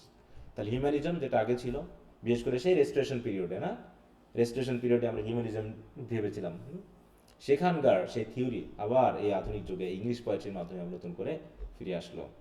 His Byzantium poems R serious enough, not merely about life and death, but also about permanence and mutability, about the relation between life and art in the manner of art and the life way. মানে মূল কথা, সাহিত্য এবং মানুষের জীবনকে তিনি এক করে ফেললেন, যে সাহিত্যের মাধ্যম দিয়েই মানুষের জীবনকে তুলে ফেলা যায় এবং মানুষের দুঃখ কষ্টকে রিপ্রেজেন্ট করা যায়, যে দুঃখ কষ্টগুলোকে আমরা আবার পুনরায় ডিল করতে পারি, হ্যাঁ, এইভাবে দেখানো হচ্ছে। তারপর হচ্ছে তিনি একজন সিম্বলিস্ট, হ্যাঁ, সিম্বলিজমের উপর গুরুত্ব দিয়েছেন। সিম্বলিজম কি বলতো? সিম্বলিজম কি? সিম্বলের ইয়াটা মনে আছে সংজ্ঞা আমাদের? সিম্বল, সিম্বল কি বলো?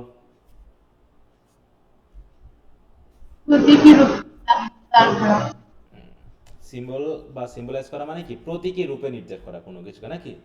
হ্যাঁ, যেমন ড্যাফোডিল ফুল কিসে সিম্বলাইজ করছিল? ড্যাফোডিল ফুল রবার্ট হেরিকে মনে আছে ফার্স্ট ইয়ারের? শর্ট এক্সিস্টেন্স অফ লাইফ, তাই না? শর্ট এক্সিস্টেন্স অফ লাইফ এটা নির্দেশ করছিল। তারপরে পাইককে সিম্বলাইজ করছিল, বলো পাইক। পাইক যে মানুষের হিংস্রতা, অধিকাংশ ক্ষেত্রে তারা সিম্বলিজম ইউজ করেছে মডার্ন পোয়েট্রিতে, এটা বোঝানো হচ্ছে। The influence of French symbolists is found abundantly in Yeats' poetry. Here is more than a romanticist. He is in fact here a truly modern poet. Symbolism is a great peculiar gift of modern poetry, and his poetry stands very high as the ideal specimen of modern symbolic poetry.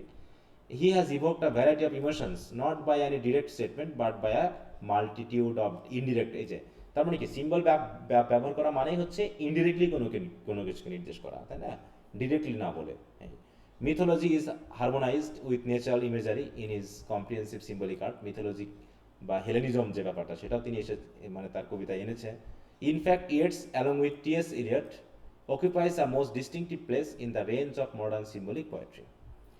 এরপর হচ্ছে Yeats is a true poet, the following melodies of his lines are never found missing. তাহলে তার কবি হিসাবে কবিতার মধ্যে যেটা melody বা কি বলবো যে রিদম রাইম সৃষ্টি করা যায় তার কবিতাতে সেগুলো আছে বলে বলা হচ্ছে। He is like a wandering voice of the woods, like দেখো a lyric cry and unending harmony, মানে অনেক ওয়ার্ড ইউজ করেছে বিষয়গুলোকে নির্দেশ করার জন্য। His language is the language of common life, his poetry may be considered a long experiment in the pattern of the common speech of men and women.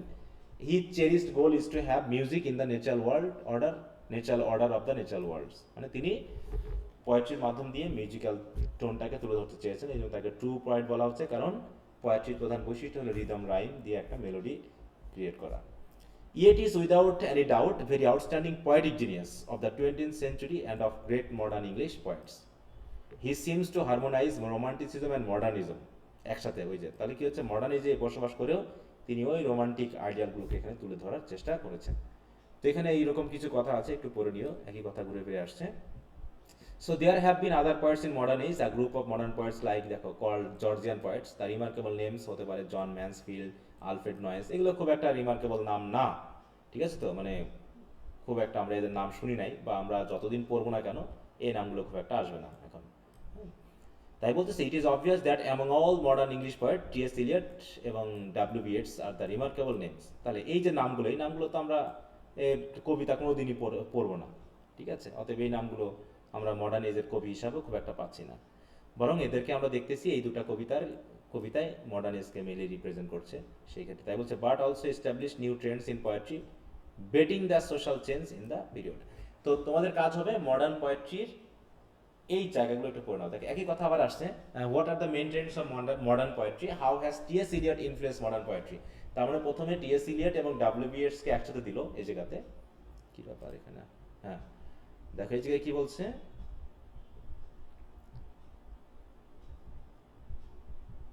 দুইজনকে একসাথে দেওয়া হয়। দেখো T S Eliot W B. Yeats reflects the modern life in their ওয়ার্ডস।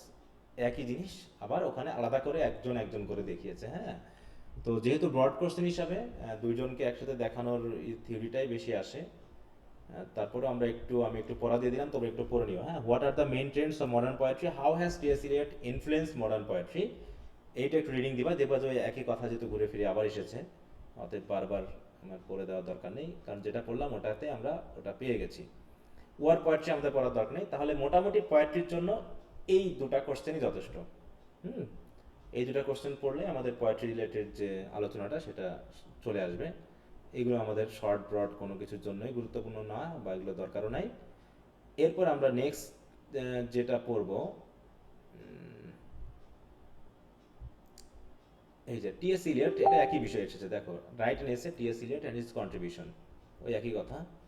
দেখো একই উদাহরণ, একই জিনিস সব এখানে দিয়ে রাখছে, তোমরা একটু জাস্ট রিভাইজ দিবা। এবার পোয়েট্রির ব্যাপারটা বেশি গুরুত্বপূর্ণ, হ্যাঁ একটু বেশি গুরুত্ব দিয়ে পড়বা। আচ্ছা, এলিয়টে প্রুফকের দরকার নেই। আমরা এরপরে কি আসছে বলো তো, এভাবে স্ক্রল করে নামা তো কঠিন, ওই একই জিনিস আসতেছে ঘুরে ফিরে। এলিয়টের আর এসব প্রশ্ন পড়ার দরকার নেই। ডাব্লিউ.বি. ইয়েটস আছে, ওই প্রথমটা পড়লেই হবে, একই কথাগুলো ঘুরে ফিরে এখানে বলেছে। ওই একটা বড় কোশ্চেনই যথেষ্ট, Yeats as a national poet, এটাও আমাদের দরকার নাই। এরপরে কি আছে বলো তো, পোয়েট্রির পরে নভেল নাকি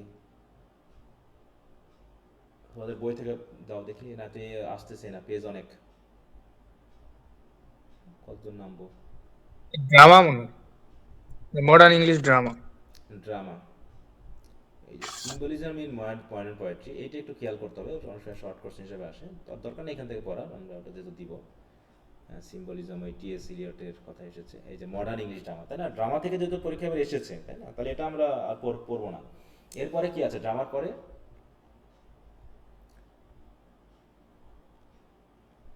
ড্রামার পর কি আছে দেখো তো, সেকেন্ড ওয়ার্ল্ড ওয়ার। নভেল আসছে মডার্ন ইংলিশ। হ্যাঁ এই যে মডার্ন ইংলিশ নভেল। হ্যাঁ, আমরা মোটামুটি আগামী দিন এই নভেল থেকে পড়বো। আর ওই পোয়েট্রির ওই জায়গাটা যেহেতু আমি যেটা পড়ে দিয়েছি সব একই জিনিস, তোমরা একটু ওই জায়গাটা পড়ে নিও। ড্রামা থেকে ডিএস লরেন্স বা এদের যেহেতু একটু গুরুত্ব আছে, এই যে এই জায়গাটা, what are the silent features of modern drama, এখানে মডার্ন কিছু ড্রামাটিস্ট আছে, সেই ড্রামাটিস্ট নিয়ে আমরা কথা বলবো। এই জাস্ট এবার তোমাদের পোয়েট্রিটা এখান থেকে বেশ গুরুত্বপূর্ণ, এটা খেয়াল করো, এটা ভালো করে একটু পড়ে নিও। আজ তাহলে আগামী দিন আমরা ড্রামা নিয়ে কথা বলবো। ড্রামা থেকেও বেশি কিছু পড়বো না, এসে থেকেও আমরা বেশি কিছু পড়বো না, জাস্ট কিছু কথা আলোচনা করবো, কারণ অলরেডি আমাদের মাথায় ঢুকে গেছে যে মডার্ন এজের ফিচারগুলো আসলে কেমন, হ্যাঁ, কী কী বিষয় এসেছে কেন, একই কথা প্রত্যেকটা রাইটিংয়ে, সে ড্রামাতে হোক, সে এসেতে হোক, সে নভেলে হোক, দেখো এই যে স্ট্রিম অফ কনসাসনেস, ওই সাইকোলজিক্যাল ব্যাপার, ওই তাই তো, এইগুলোই ঘুরে ফিরে সব চলে আসবে। তো আর আগামী দিন ক্লাসটা করলে মোটামুটি মডার্ন এজের এই কথাগুলো আমাদের শেষ হয়ে যাবে। তারপর থেকে আমরা রিভিশনে চলে যাব, হিস্ট্রিটা আর ওর সাথে বাকিগুলো আমরা পড়বো।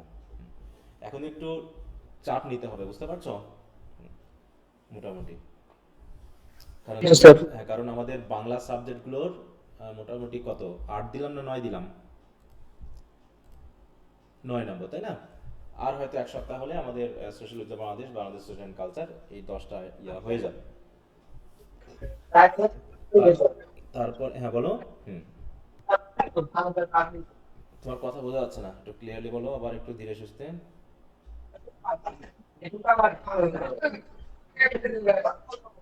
কেউ কিছু বলতে যাচ্ছ? আমি তো বুঝতেছি না।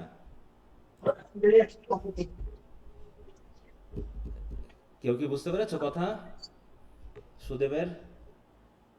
স্যার মেবি বাইরের কারোর সাথে কথা বলতেছিল। আচ্ছা, হ্যাঁ, হ্যাঁ। আচ্ছা, তো ঠিক আছে, তাহলে তোমরা একটু ওই প্রশ্নটা একটু পড়ে নিও, হ্যাঁ। আর স্যার আমার বাড়িতে পেমেন্ট আসছে তো এই জন্য মানে চাপ লাগে ছিল, আমি তো টেবিলে তো। আচ্ছা, বুঝতে পেরেছি, সমস্যা নেই, ওকে, সমস্যা না, ওকে। তো স্যার দীপাবলির শুভেচ্ছা জানাই আপনাকে, মানে কথাটা বলে মানে বলতে আগে আগে লাগছিল। ঠিক আছে, অনেক ধন্যবাদ, ওকে। আচ্ছা আচ্ছা, তো সবাই ভালো থাকো, ওকে, গুড নাইট। আসসালামু আলাইকুম।